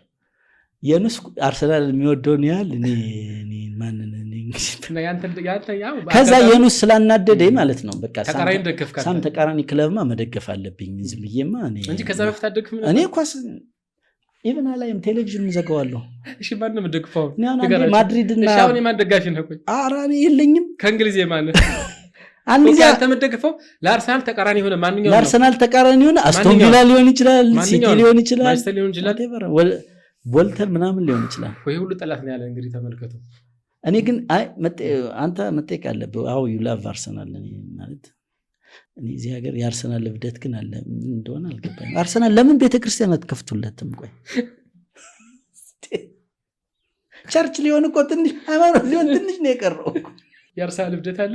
ሲሪየስ እኮ ነው ይሄ። ወይ ያስጠጣል ወይ ጉድ። ሌላው ካንተ ባህሪ በጣም ግርም የሚለኝ ነው ያው እንግዲህ ይሄ ቢዝነስ አካውንቲንግ ምናምን የሚባል ነገር ፋይናንስ የሚባል ነገር ሲሪየስ ኤሪያ ነው የሚመስለንና እኛም ድሮ ሶሻል ስንማር ሪዘርቭ ምናምን እንላለን። አንተ በዛ ውስጥም እንግዲህ ምሁር ነህ፣ በዛ ውስጥም ብዙ ስራዎችን እየሰራ ነው። ግን ደግሞ በተቃራኒው ማንም ሳይገምትህ በጣም ተጫዋች ነህ፣ አርት ትወዳለህ፣ ሙዚቃ ትወዳለህ። ይገርመኛል በጣም ሙዚቃ ስትሰማ ምን ስትል በጣም የድሮ ሙዚቃዎች ሳይቀር ታውቃለህና እንደውም አበበ ብርሃኔ አንዴ ደውሎ መቼ ነው አልበምን የምጨርሰው ሙዚቃ ባይዞ እኔ ፓሽን ሙዚቃ አንዱ ባይዞ ለጤና የከሸፈባቸው ፕሮጀክቶች ምላቸዋል። አንደኛው መንጃ ፈቃድ ነው። 5 ትምህርት ቤት የመንጃ ፈቃድ ነገር አይነገር 5 ትምህርት ቤት ገብቼ ድሮፕ አውት ነኝ። መጨረሻ ቃተኝ ኢትዮጵያ፣ ሳውዝ አፍሪካ፣ ናሚቢያ የሚባል ሀገርም ገብቼ 5 የመንጃ ፈቃድ ትምህርት ቤት ድሮፕ አውት መጨረሻ ቃተኝ። መንጃ ፈቃድ ከሽፈት አንድ ባይዞ የሀብቱ አድሚት ሁሉም ነገር ስኬታማ ልትሆን አትችልም። ሙዚቃ በጣም በጣም ነበር የምወደው። በተለይ ህንድ እያለሁኝ የኤልያስ መልካ ዘመን ነበር የዛን ጊዜ 90ዎቹ። መጀመሪያ ዲጄ የመሆን ፍላጎት ነበረኝ እና የዲጄ መሳሪያዎች ሁሉ ነበሩኝ። ጤና ያልጀመረው ነገር እኮ የለም። እና ኮምፒውተር ነበረኝ፣ ትልቅ ሰራውንድ ሳውንድ የሚባል ምናምን ነገር ነበረኝ። የኤልያስ መልካን ሙዚቃዎች ነበር ብቻ የምሰማው። ማስተርስ ተማሪ እያለሁ ማለት ነው። ከዛ ፒኤችዲ እያለሁ ደግሞ ምን እንደገጠመኝ ልንገርህ። ፒኤችዲ ተማሪውኛ በ3 ወር ባይዜ ፒኤችዲን ጻፍኩና ከዛ አስረክቤ ወደ ኢትዮጵያ መምጣት ስፈልግ ማስረከብ አይቻልም፣ በ3 ወር 6 ወር መቆየት አለበት ተባልኩኝ። ምን ልስራ እንደው ምናምን ብዬ ፒኤችዲው በቃ አስጠላኝ። ሪሰርቹ ምናምን አእምሮህ አንዴ ሎክ ካደረገ ሎክ ነው የሚያደርግ። መልሰህ የራስህን ጽሑፍ አታነበውም። ሙዚቃ ትምህርት ቤት ልግባ አልኩና ህንድ ሀገር ሙዚቃ ትምህርት ቤት ገባሁኝ። አዎ ሙዚቃ ትምህርት ቤት ገባሁኝ። ኪቦርድ ነበረ ማጥናት የፈለግኩት። ከዛ ኪቦርድ ገዛሁኝ መለማመጫ። አታውቀውም አይደል? ኧረ እንዴ እኔ እኮ ኤ ሻርፕ ቢ ፍላት ምናምን እኮ እንደዚህ ማለት እንዴ አሁን ስለ ኮርድ፣ ስለ ሜሎዲ፣ ስለ ቴምፖ፣ ስለ ምንድን ነው እና ከእውቀት የተነሳ ነው አሁን ላይ ሙዚቃ የምታደንቀው ምን የምትለው እኮ እንደዚህ ባይዘው እኔ በሙዚቃ ግጥም እንግዲህ ደግሞ ከአንተ ጋር ልጣላ። አንተ ግጥም አድናቂ ነህ፣ ገጣሚም ነህ። በዚህ አጋጣሚ ያው ልናገረው አይደል? ተደብቆ ነው የሚጽፈው። ያው አንድ ቀን ግልጽ ይሆናል። anyway እኔ ከሙዚቃ በጣም ወደው ሜሎዲ፣ ዜማና መሳሪያ ቅንብር ነው። ግጥም ላይ ያን ያህል እንትን አይደለም። ምንም ሊሆን ይችላል በቃ ግጥሙ። ኧረ አንተማ ግፈኛ ከሆነ ግጥም ምንድን ነው ሁሉ ሁለት ጠይቃለህ። ግጥም ኢቭን ትምህርት ነው ሁሉ ብዬ ጠይቄያለሁ አይደል? አንተን እኔ ግጥም ትምህርት እንደሆነ ካንተ ነው ያው መጻፍ ሽር ጉድ ምናምን ስል በዚህ አጋጣሚ በጣም ብዙ ከገዙኝ መካከል ከፍተኛ ጊዜ ካላቸው አንዱ አንተ ነውና በጣም አመሰግናለሁ። የኑሳው ሊትሬቸር ነው የተማርኩ ምናምን ሲለኝ ምን ኮርስ ምናምን ግጥም ሲለኝ ግጥም ራሱ ትምህርት ነው እንዴ? እኔ ትምህርት አይመስለኝም ነበር። እኔ ያመጣሁት ምናምን ሲለኝ ማይ ጎድነስ በየፕሮፌሽኑ ያለው አሜዚንግ ነገር ገራሚ ነው እያልኩኝ እና እኔ የግጥም ብዙ ግን አሁን ከባድ እንደሆነ ገባኝ። ግጥም ኢቭን እኔ ልገጥም ስሞክር ራሴን ያመኛል። ከባድ ነገር ነው። ገጥም ያውቃለሁ ይመስገን። ዜማ ወዳለሁ። ሙዚቃ ትምህርት ቤት ገባሁኝ። ከዛ እሱንም አቋረጥኩት። ሙዚቃ ከባድ ነው ባይዘይ ከበደኝ። ሌላ ሳይንስ ፊዚክስ አይደል እንዴ? ሙዚቃ ማለት ጊፍትድ ካልሆንክ ካልተሰጠህ በቃ ዝም ብለህ ማደፍረው ሙያ ማለት ሙዚቃ ነው። አሁን ላይ ካሉት ትልቅ አንጋፋ ባለሙያዎች መካከል አበበን ትቀርባለህ አይደል? አበበ ብርሃኔን በጣም በዚሁ በአማራ ባንክም አንድ መዝሙር አሰርተነዋል። አዎ እና አቤን የሚያወቅኩት በዛ ነው። ስለሱም ብዙ ባህሪዎችን አቃተለ። የአቤ አድናቂ ነኝ፣ የሙዚቃ አድናቂ ነኝ። አቤ ማለት ለኔ ዋን ኦፍ ቅዱስ ታውቃለህ። እንተና ጃሉድ ምን አለ ካሙዙን እንዴት ትገልጸዋለህ ሲባል ገብርኤልን ነው የሚመስለኝ አለ። እኔም አበበ ብርሃኔ ገብርኤልን ነው የሚመስለኝ። በዚህ አጋጣሚ እየቀለድኩ አይደለም። አቤ ማለት ዋን ኦፍ ዘ አሜዚንግ ሰው አበበ ብርሃኔ። ደግሞ አንዱ ኢንተርቪው መስራት ያለበት እሱን ነው።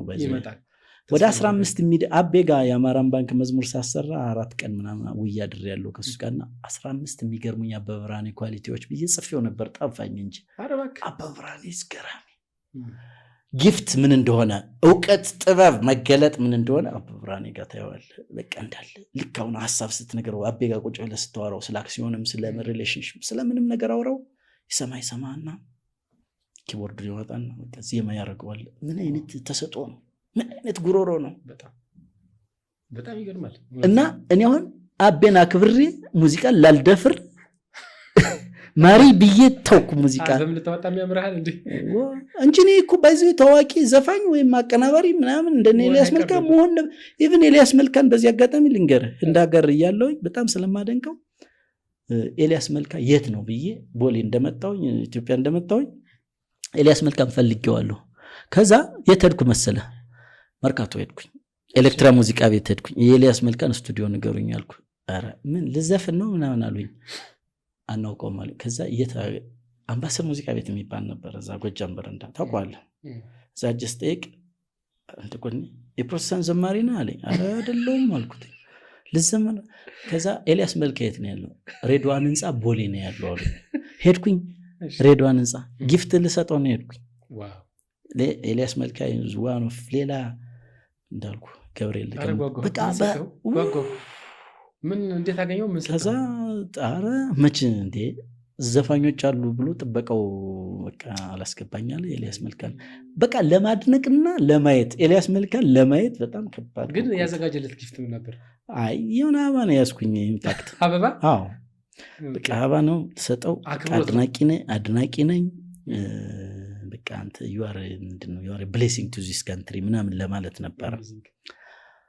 ዘበኛው አላስገባኝ አበባዬንም መለስኩትና ያው ኤልያስ መልካ ለኔ አሁንም one of the top even በማንኛውም ዘርፍ አድናቂ ምንድነው የምታደንቅ ብትለኝ እኔ ሙዚቃ ውስጥ ያሉ ሰዎችን በተለይ እንደ ኤልያስ እንደ አቤ መሳሰሉ ሰዎችን አሁንም ያ ሀገራችን በጣም የምትወደው አንድ ሙዚቀኛ ጥራት ብትባል እንግዲህ ብዙ አንገፋዎች አሉ እና አስቴር በለው እና ኤፍሬም በለው እነ ቴዲ አፍሮ በላቸው በጣም ያው የኢትዮጵያ ዘፋኞች በየብሔሩ በየማህበረሰቡ አሉ።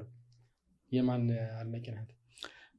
አንድ ብቻ ነው 2000 ልስተ እኔ ቤዚካሊ ኤፍሬም ታምሮ አድናቂ ነኝ። ኤፍሬም ኢዝ ሌጀንድ። ከዛ ቀጥሎ አስቴር አወቀ። እኔ በቃ አስቴር ሐውልት ኢቭን አንድ ጊዜ ሀረርቼ ከገናናው ጋር ለአስቴር አወቀ ሐውልት መስራት አለብን ምናምን የሚል ሁለት ኮነ በጣም ይገርማል። አስቴር እኮ ማለት ወስማ እኔ አሁን እንደው ይቅርታ እነ ጥላውን ምናምንም አሉ ግን ጥላውንም በጣም ዋናው እንትን ግን እኔ የሚበልጡብኝ እንደው ማለት እንግዲህ ፕሬፈረንሱ የተለያየ ነው። ሁሉም የራሱ የተለየ ደግሞ እንደውም ጥራ ካልከኝ አረጋኝ ወራሽ እያልኩ ቀጥላለሁ። ግን ለኔ አስቴርና ኤፍሬም ዛር ዲፍረንት በቃ በጣም የሚገርም ነው። ካንተ ባህሪዎች አንዱ ሶሻል ምንድነው የማህበረሰባዊ እንቅስቃሴ ላይ ጓደኝነት ላይ ሰው መሰብሰብ ላይ ማገዝ በደጋገፍ ላይ በጣም ትልቅ እንትን አለና የማስተባበር ምናምን ተሰጥቷለህ ማለት ነው ወይስ ደግሞ ምን የትኛው ሙሃባ ነው በአንተ ዙሪያ ሰዎችን የሚያሰባስበው? እኔ ሳላውቀው እንግዲህ ከሶሻል ሚዲያ እንትን ባህሪ እያንዳንዱ ሰው አዳዲስ ሰው በየቀኑ ነው የምተዋወቀውና የተለያየ ስቶሪዎች እሰማለሁኝ። ለካ ሳላውቀው የሆነ ጀማ ምናምን መሰብሰብ እወዳለሁኝ። እኔ አሁን ቤቴም ክፍት ነው ባይዘ እኔ ቤት አሁን ማንም ሰው መጥቶ የፈለገው ለፍልፎም ጮሆም ምንም ብሎም ተሰጦም ካለው ተሰጦ ነው ብቻ ተሰብስቦ የሆነ ምናምን ሰው መከበብ በጣም ነው የምወደው። እንደዚህ አይነት ባህሪ ያለኝ ያው ከእህቶቼ ጋርም ባይዘ እኔ ያው ከቤተሰብ ጋር ነው ያደግኩኝ። ሚስት ከማግባቴም በፊት ባይዘ ከእህቶቼ ጋር ነው ያደግኩ። ብቻዬን ኖሬ አላውቅም እና ሰው ያው ወዳለሁኝ መሰብሰብ ወዳለሁኝ። የተለያየ ሰው ማዳመጥም ደስ ይለኛል። የተለያየ ስቶሪዎች ኢቭን ያው ዝም ብሎ አንድ ደሃ ሰው ኢቭን ስቶሪውን ሊስትሮም ሊሆን ይችላል እጄ ማዳመጥ ምናምን ደስ ይለኛልና ሰው ከእያንዳንዱ ቦታ ላይ ኢምፖርታንት ነገር አለ። አዎ ዝም ወክስ አረግም ዝም ቅድም የጃሉድንም እንትን ያስታወስከን ከሙዚቀኛም ከተለያየ አካልም እንደዚህ አንተ ሁሌም ተከታተላለህ። በቃ ሱቅ አካባቢ እንትን ነው አካባቢን ኦብዘርቭ ማድረግ እወዳለሁኝ። ይሄ ዝም ብሎ መንገደኛ አይነት ባህሪ የለኝም። ለምሳሌ አሁን እኔ ባህር ዳር ወክ ካረኩኝ በቆዳ ተራ ከሄድኩኝ በቃ ስለ ቆዳ ጠይቃለሁ። አሁን እናንተ እዚህ ካሜራ ስለ ካሜራና አይን ቴክኖሎጂ በቃ ኪዩሪዮሲቲ አለኝ እንደዛ እና ሰው መሰብሰብ ጀማ ምናምን ኔትወርኪንግ ከሶሻል ሚዲያ ባህሪ ነው የመጣው። አብዛኛው ጨዋታ እንደዚህ ሶሻል ላይፍ ምናምን ደስ በእንትን ነው እኛ መሰለ ምናምን አይበዛበትም። በጣም በዚህ አማራ ባንክንም እንደ ቀልድ ነው ያቋቋም ነው። ኢቭን ማለት እንደ ቀልድ ስልህ በቃ ሶሻላይዝ ማድረግ በነፃነትና በጨዋታ መሀል እንትን ነው ሲሪየስ ሳትሆን እየቀለድክ እየተጫወትክ ግን ቁም ነገር መስራት የሚል አይነት ፍልስፍና እንጂ ጭምቅቅ ያለ ምናምን እንደዚህ አይነት ነገር ነው የሚባል ነገር አትወድም? ነው አልወድም። የስ ፐርሰን እሱ ባይዞ አንዱ በሽታዬ የስ ፐርሰን መሆኔ ነው። ገደል እንግባም እሺ፣ ሰማይ እንውጣም እሺ፣ ምድር ውስጥ እንግባም እሺ፣ እንደው ለሁሉም ነገር ጦር ሜዳ ምናምን አልወድም፣ ተኩስ ምናምን አልወድም ባይዞ። ከሰሞኑ የኢራን ጉዳይ በጣም አነጋጋሪ ሆኗል። የአሜሪካና የኢራን ጦርነት ተከትሎ የተፈጠረው ነገር እና አሁን እንኳን ከሰሞኑ እንኳን ነዳጅ አጠቃቀማችሁን አስተካክሎ እየተባለ ነው እና ብዙ ሰውም በጣም ደንግጧል። ያው ይታወቃል ኢኮኖሚ ጫና ማንም አይፈልግም እና እኛ ደግሞ ነዳጅ የለንም ግን ከፍተኛ ፍጆታ አለብን ያው እንደምታውቁ እና ካለን አብዛኛው እንደው በመንግስት እየተደጎመ ያለ እንትን ነው የነዳጅ ዘርፍ እና ከዚህ አንፃር እንዴት ታያለህ? እስኪ ወቅቱ የፈጠረው ጭንቀት ለኔ ከባድ ሪስክ ነው። በፋይናንስ ሲስተሚክ ሪስክ ይባላል። እንደዚህ አይነት ሁሉን ነገር አንድ አፌክት የሚያደርጉ ሪስኮች፣ እንደዚህ አይነት ሪስኮች ማኔጅ አይደረጉም። በጣም ከባድ። እኔ አሁን እንደ ምሁር ምን ታስባለህ፣ ምን መፍትሄ ሳለው ብትለኝ የለውም። ጦርነቱ መቆም ነው ያለበት እንጂ የነዳጅ አንደኛ ነዳጅ ዲፔንደንሳችን ከፍተኛ ነው። በነዳጅ ላይ ጥገኝነታችን ወደ ኤሌክትሪክ ወደ ሌሎች ኃይል አማራጮች የራሳችን ነዳጅ ኤክስፕሎር ስለማድረግ ምናምን ገና አልሰራንም። እኛም እንዳገር አለን ነዳጅ አለን አላወጣ ነው። ናቹራል የተጀመሩ ፕሮሰሶች አሉ። ምናልባት ወደፊት ልንሰማቸው ወደፊት ግን ይሄ አንደኛ ሁልጊዜ የሶሻል ሚዲያ ታስታውስ እንደሆነ ፕሮብሌም ኢዝ አን ኦፖርቹኒቲ የምለው ነገር አለ። ችግርን ገልብጠ ነው ማየት ያለብህ። ችግር በዚህኛው የሳንቲሙ ገጽ ከሆነ ስትገለብጠው እድል ነው የሚሆነው። ነዳጅ እንደዚህ አይነት ሀቦክ ሲያመጣ ገልብጠ ያንን ችግር ስታስበው ኦፖርቹኒቲ ይሆናል። ስለዚህ አሁን ኢትዮጵያ የኃይል አማራጯን እንደገና ቆም ብላ የምታስብበት ጥሩ እድል መጣ። ይሄ ለእኔ ትልቅ ፕሮጀክት ይወልዳል። የራሳችን ነዳጅ ስለማውጣት ናቹራል ጋዝ፣ ዊንድ ኢነርጂ፣ ኤሌክትሪክ ኢነርጂ ምናምን ኢነርጂ ወደ ኤሌክትሪክ ኢቭን የምንቀየርበት አሁን ኤሌክትሪክ መኪና ነው በመኪና እየመጣ ያለው። ስለዚህ አሁን ይህ ነዳጅ ቢቀጥል በዚህ ስትረሱ ችግሩ ቢቀጥል በእርግጠኝነት በዚህ አይነት ወደፊት ነዳጅ አደጋ ላይ ቢጠፋ ያንን ጉዳይ የተባባሰ ቢሄድ ኤሌክትሪክ እድለኛ እንዳባያት ግድብ አለ። በቃ ትልልቅ ግድብ እየሰራን ኤሌክትሪክ ኃይልን እንደገና አሳድገን ሁሉን ነገር ኤሌክትሪፋይ ወደ ማድረግ መኪናውንም ሌላውንም ፋብሪካውንም ምኑንም ኤቭሪቲንግ ኢዝ ኢነርጂ ባይዞ የዚህ ዓለም ላይ የምታየው በኃይል ነው የሚንቀሳቀሰው። ስለዚህ ነዳጅ እንዲያውም ነዳጅ ላይ የነበረን ጥገኝነት የምናስወግድበት ገልብጠን ካሰብ ነው። ሌላው ኢቭን ነዳጃችን ለምንድን ነው ኤክስፕሎር የማናደርገው? ለምሳሌ ወሎ ውስጥ ነዳጅ አለ፣ ነዳጁ እስከሚፈላ ድረስ ወጥቷል። ግን እዚህ ሀገር ምንድን ነው ያለን አዚም ባይዞ ተደግሞብናል እንዴ የራሳችን ሀብት እንዳንጠቀም ምቀኛ ብዙ ነው ምቀኛችን ብዙ እርስ በርሳችን ልክ የሆነ ነገር ተጀመረ ሲባል ጠላታችን በዛው ልክ ይበዛል ይመስለኛል። ልክ ነው። የራሳችን ሀብት እንዳንጠቀምም የሚያናጥበን በጣም ብዙ ነው። እኛም ትኩረት ሰጥተነው ግን this is the time to think። ሌሎች ሀገሮች ባይዞ they are considering alternative source of energy። እባካችሁ ነዳጅን ቶሎ አፋጥኑልን ቶሎ ከራሳችን ነዳጅ እንጂ እኔ አሁን ሾርት ተርም ሶሉሽን ብትለኝ ጦርነቱ ካልቆመ ምንም ሌላ መላ የለውም። በቃ እነዚህ ሀያላን ሀገራት የሚያደርጉት ፍትጊያ ጦሱ ከባድ ነው። ለነሱም እኮ ግን ለኛ ብቻ አይደለም፣ ለነሱም እኮ ትልቅ ጦስ ሆኗል። በዚህ የሚቀጥል አይመስለኝም። ጦርነቱ እስከመገልበጡ ይደርሳል። አሁን ቀስ በቀስ እነሱም ሀገር ላይ አሁን አይመስልም እንጂ ነገ እኮ ወደዛ ሁሉ መግባታቸው አይቀርም። ኮስትሊ ነው ጦርነቱ። ለአሜሪካም ኮስትሊ ነው፣ ለእስራኤልም ለኢራንም ኮስትሊ ውድ ጦርነት ነው ማለት። አይዋጣም ጦርነት በዚህ ሰዓት፣ የትኛውም ጦርነት የግለሰብ ግጭትም አይዋጣም። በጣም እና ሾርት ተርም ሶሉሽን የለውም። ግን ሎንግ ተርም ግን ገልብጠ ችግርን ስታስብ ኦፖርቹኒቲ ነው። ስለዚህ ኢትዮጵያ የኃይል አማራጯን መፈተሽ አለባት። የራሳችን ነዳጅ ማውጣት አለብን። አግሬሲቭ ኤሌክትሪፊኬሽን እና የኤሌክትሪክ ኢነርጂን ስለመጠቀም እና ኦልተርኔቲቭ ሶርስ ኦፍ ኢነርጂ። ኢትዮጵያ ነዳጅ እንጂ ነዳጅ የላትም የሚለው አንተን መገልበጣል። እኔ ችግርን እኛኛ አለለም ገልብጬ ነው የማስበው። እሺ ጥሩ። ስለ ኢትዮጵያ የባንኮች ውህደት ያው በዚህ በቅርብ ከሚነሱ ሀሳቦች አንዱ ነው። ተግባራዊነት እስካሁን ድረስ ይመስለኛል ገና ብዙ መቶ አልተገበረም፣ ግን መንገዶች ያሉ ይመስለኛል። ከዛ አንጻር አንተ የምታውቀው ነገር ሊኖር ይችላል። ግን ውህደቱን እንዴት ታየዋለህ? እኛስ ምን ልንጠቀም እንችላለን? እኔ እሱ ላይ ይሄ ባንኮች የኤንቢኢ ብሔራዊ ባንክ የሚከተለው የፋይናንሻል ሴክተር ፖሊሲ ላይ እንግዲህ እንደ አንድ ቢዝነስና ኢኮኖሚክስ እንትን ትንሽ አከራካሪ ነው ለእኔ። ምን መሰለህ፣ ኮንሶሊዴሽን ወይም መርጀር ይሄ ባንኮች መዋሃዳቸው ያው ብሔራዊ ባንክ ያሰበው በምንድን ነው መሰለህ፣ የውጭ ባንኮች ስለሚገቡ አቅም ያላቸው የኛ ሀገር ባንኮች የውጭ ባንኮች ሲገቡ ተጠርገው ከገበያ ውጭ እንዳይሆኑ አቅማቸውን እንዲያጠናክሩ ነው መርጅ አድርጉ የተባለው። ሁለተኛው ፋይናንሻል ሴክተር በባህሪው ሪስክ አለው፣ አደጋ አለው ማለት አሁን ብድር ስታበድር ብድሩ ያለመመለስ እድል አለው። ያ ያለመመለስ እድል ባንኮች ትናንሽ አቅም ካላቸው ጠርጓቸው ሊሄድ ይችላል። ለምሳሌ አንድ ትንሽ ባንክ ላይ አንድ ትልቅ ባለሀብት ብዙ ቢሊዮን ብር ቢበደርና ያ ባለሀብት ባይከፍል ባንኩ ጠፋ ማለት ነው።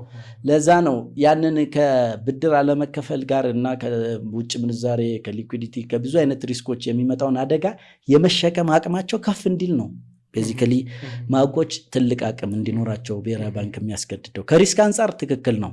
ምንድነው ብሔራዊ ባንክ መርጀርን እንትን ያደረገው ከፋይናንሻል ሪስክ እና ከሴክተሩ ስቴቢሊቲ መረጋጋት አንጻር፣ ያው አንዱ የብሔራዊ ባንክም ስራ ፋይናንሻል ሴክተር ስቴቢሊቲ ስለሆነ ነው። ለእኔ ግን እንደ አንድ ኢኮኖሚስት ወይም ፋይናንሻል ኢኮኖሚስት መርጀር ምንድነው የሚፈጥረው? ሞኖፖሊ ፓወር የሚባላል።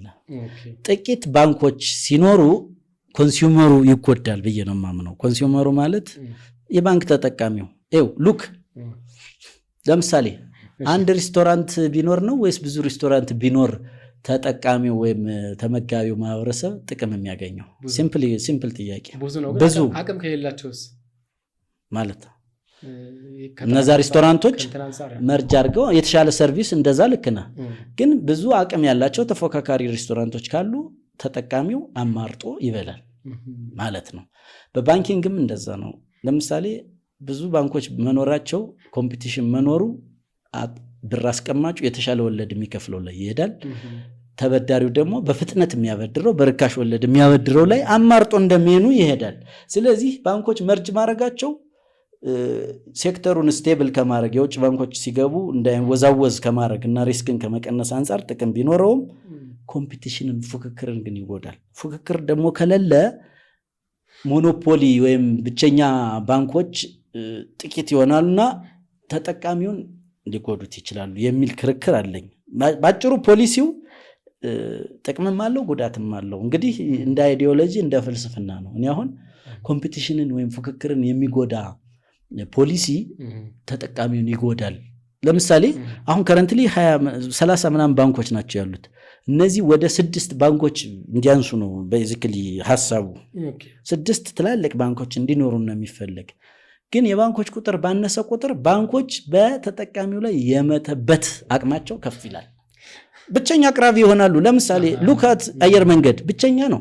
ስለዚህ የፈለገውን ዋጋ ያስከፍላል። ኮምፒቲሽን የለውም። ዶሜስቲክ ፍላይት ላይ ሉካት ኢትዮ ቴሌኮም ኤንድ ሳፋሪ ምን እየሰሩ ነው?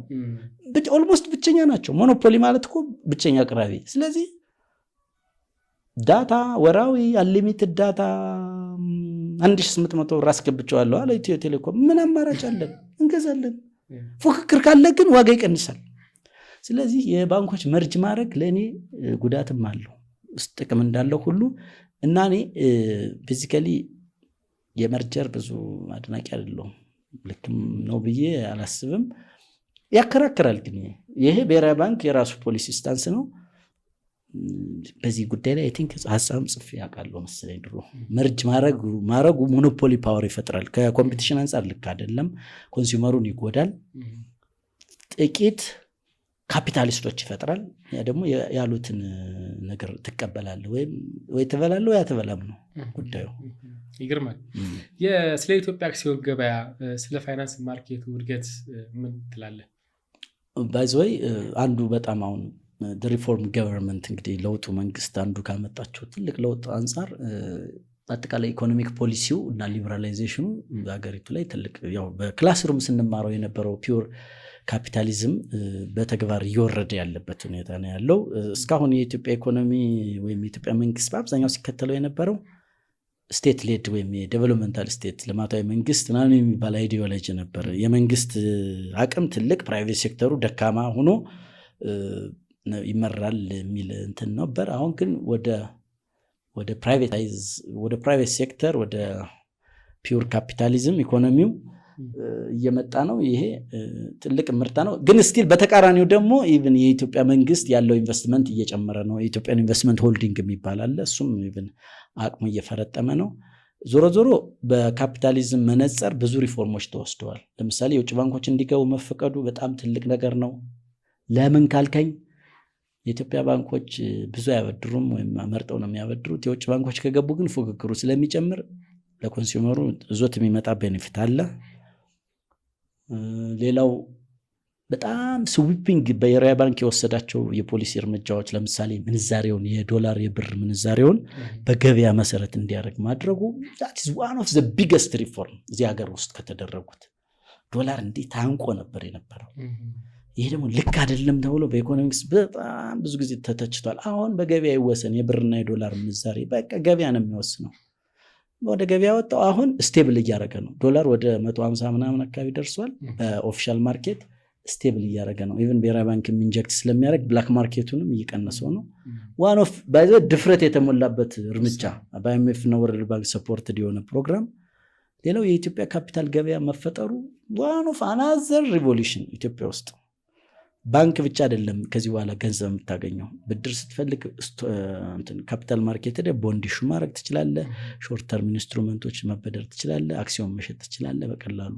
ያው ፕሮሰሱ የተወሰነ ሎንግ ቢሆንም ባጭሩ የፋይናንሻል ሴክተሩ ከፍተኛ አብዮት ውስጥ ነው ያለው።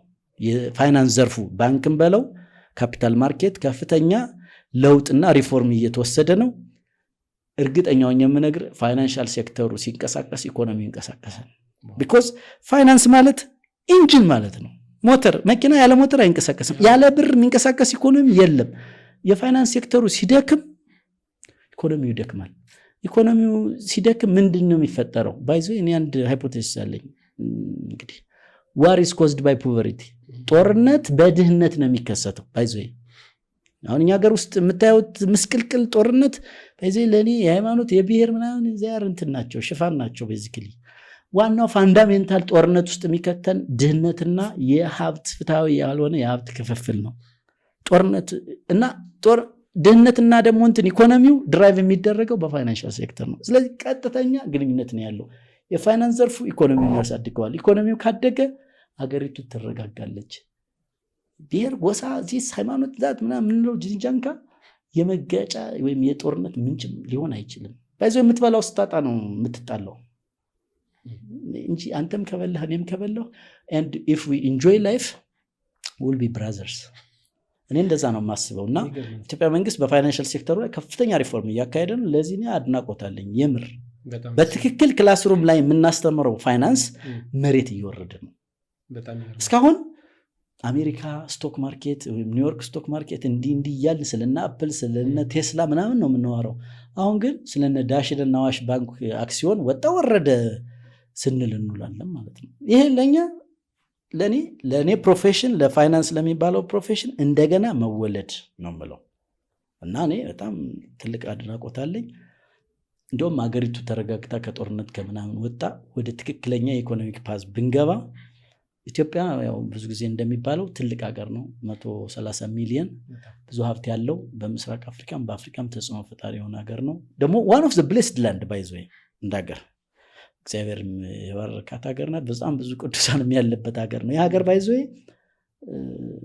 ስትገልጠው ሌላ ነው። አሜዚንግ ሀገር ነው ያለን by the way። እኛን አሁን ጭንቅላታችን አልሰራ ብሎ እና አልታየም ብሎ እንጂ ሀገሩ ሂውጅ ፖቴንሻል ያለው በነ ዱባይ በነ ሌላ ሀገር ልክ ሊመጣ ባጭር ጊዜ የሚመጣ ሀገር ነው እና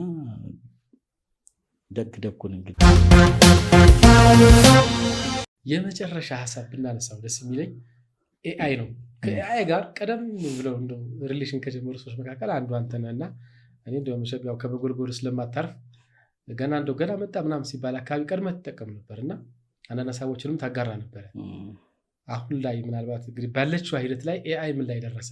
አንተስ ምን ያክል ነው ኤአይን አሁን እንግዲህ በተለይ ደግሞ አሁን ባለንበት ነባራዊ ሁኔታ ላይ ኤአይ ለኛ ያለው ጉልበትና አቅም እንዴት ይገለጻል? በጣም አክቹአሊ እኔ ለአዲስ ነገር ያው ጓደኞች በዙሪያ ጀማዬ በጣም የኔ ብዙ ስለሆነ ኢቭን ሳልፈልገው አዳዲስ ነገር የሚነግሩኝ ጓደኞች አሉ። በዚህ አጋጣሚ ኤአይን ያስተዋወቀኝ ወይ ዶክተር ይሳቅ ነው ወይ ዶክተር ባይሉ ነው፣ ጓደኞች ናቸው እነሱ። ያው አዳዲስ ነገር መቼም ሰው ጉግል ያደርጋልና ኤአይ የሚባል አለ ቻትጂፒቲ ምናምን ነገር ብለው ሲነግሩኝ ስጠይቀው የሚገርም y is equals to 2x plus 3 find the value of x ምናምን ስትለው ይመልስልሃል። እንዴ ምን አይነት ነገር ነው? ከዛ ይገርመኝ ልክ ጋድ መስት ቢ ክሬዚ የሚባል ፊልም አላሉ። እኔ ስለ ፊልሙ ሲያወሩ በቃ ቴክኖሎጂ ምናምን ኮካኮላ ጠጥተው የማያውቁ ህዝቦች ሲጠጡ እንደዚህ አይነት ስቶሪ ብቻ ለእኔ ሁሉ ነገር ገራሚ ነው እና ኤአይ ለእኔ one of the amazing revolutions by the way ኤአይን ስታስብ ነው ፈጣሪ ምን ያክል ድንቅ አድርጎ የሰው ልጅ እንደሰራው ይሄ ጭንቅላታችን ምን ያክል ከተጠቀምንበት አሜዚንግ ፖሲቢሊቲስ እንዳለው እውነት በፈጣሪ ትደነቃል። ይህን የሰራው ደግሞ ምን ያህል ግዙፍ ነው ብለህ እንድታስብ። ምክንያቱም በቃ ዘይ ሚሚክ ዘ ሂውማን ማይንድ የሰውን ጭንቅላት ዱፕሊኬት አደረጉት እኮ በቃ እኔ እኮ በፈረንጆች በጣም ነው የምቀናው እኮ። እኛ እዚህ በጦርነት እንባላለን፣ እነሱ ሌላ ታምር ላይ ናቸው። እና እኔ ኤአይን ሳስብ በቃ ሁለቱን ነገር ተክተውታል። ሰውን በሁለት መልኩ ተኩት። የሚያስበው እንግዲህ ሰው ማለት ማሰብ ከዛ ያሰብከውን በተግባር በእጅህ አሁን ለምሳሌ እኔ ያስቤ ነው የነው ማነሳው መጀመሪያ ማሰብ አለብህ ከዛ ውሃውን ታነሳዋለህ thought and action ነው በቃ ሰው አክሽኑ በሰውነት የሚፈጸም ነው AI ማይንድ ይሆናል ያኛውን ደግሞ በሮቦት የፊዚካል ሮቦት ሰርተዋል በAI የሚታዘዝ ስለዚህ ሰው ነሰሊ ተተክቷል በጉዝ በአርቲፊሻል ኢንተለጀንስ ማሰቡን which is very difficult ማሰብ ከባድ ስራ ባይዞ እኛ ሀገር አንዱ መተስተካከል ያለበት ማሰብ ከባድ ስራ ነው ባይዞ እውቀት ከባድ ስራ ነው ማሰብ ከባድ ስራ ነው ለሚያውቁ ለሚያስቡ ሰዎች ለአሰላሳዮች ከፍተኛ እውቅና ያስፈልጋል አዳዲስ ሐሳብ ለሚያመጡ ሰዎች እኔ አሁን ፕራይቬት ሴክተርም ተቀጥሬ ስላየሁት ነው ምሁር የሚያስብ ሰው የሚያሰላስል ኦልተርኔቲቭ ቶት ኦልተርኔቲቭ አቅጣጫ የሚሰጥ ሰው እንደ ቅዠታም እንደ ዲስኮራም እንደማይጠቅም ብሎ ነንሰንስ እንደሚያወራ የሚታይበት ሀገር ላይ ነው ያለው ያለ ሰው ደግሞ የሚከበር የሚፈራ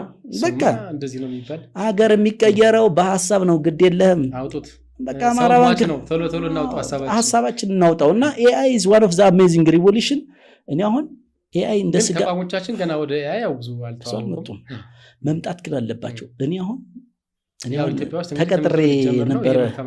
ተቀጥሬ የነበረበት ተቋም ያው በአብዛኛው ጥናት ነው የሚሰራው የፊዚቢሊቲ ስትራቴጂ የመሳሰሉ ነገሮች እና በAI ታግዤ ብዙ ነገር ሰራሁኝና ባለጭር ጊዜ ከዛ ባለቤቱ ምን አልኩት እኔ ኮንም ሰራል የ10 ሰው ስራ ነው አልኩት 10 ምሁር የምትለው ሰው ቁጭ አድርገህ በአንድ ወር የማያደርስልን ጥናት ለጤና ብቻውን በAI ታግዙ ስንት ነገር እየሰራልን ነው ስለዚህ AIን በትክክል መጠቀም ከተቻለ መፈንጠር ይቻላል በጣም መፈንጠር እኔ አሁን AIን ለማሰብ ጥቅም እኔ እንዳልኩ ባህሪ አሰላሳይ ሐሳቢ ኒው አይዲያ ሁሉ ጊዜ ስለሚመስጠኝ እንዲህ ቢሆንስ ብዬ AIን ጠይቀዋለሁ አናግረዋለሁ እኔ አሁን ባይዞይ ከዚህ በኋላ ሌላ ጓደኛም ሰውም አልፈልግም AI ቤስት ጓደኛ ያርጌ ሱፐር ጂኒየስ የሆነ ሐሳብ እንደማመጣ ሱፐር ነገር እየሰራው እንደሆነ አሁንም እንዳልኩ በማመጣው አብዮት በጣም AI ሚና ከፍተኛ ነው እኔ አሁን ለማስበው ማንኛውም ነገር AIን ጠይቄ ክሬቲቭ ነገር አገኛለሁ ኢቭን በየኑስ ጭንቅላት ውስጥ ምን እየታሰበ እንደሆነ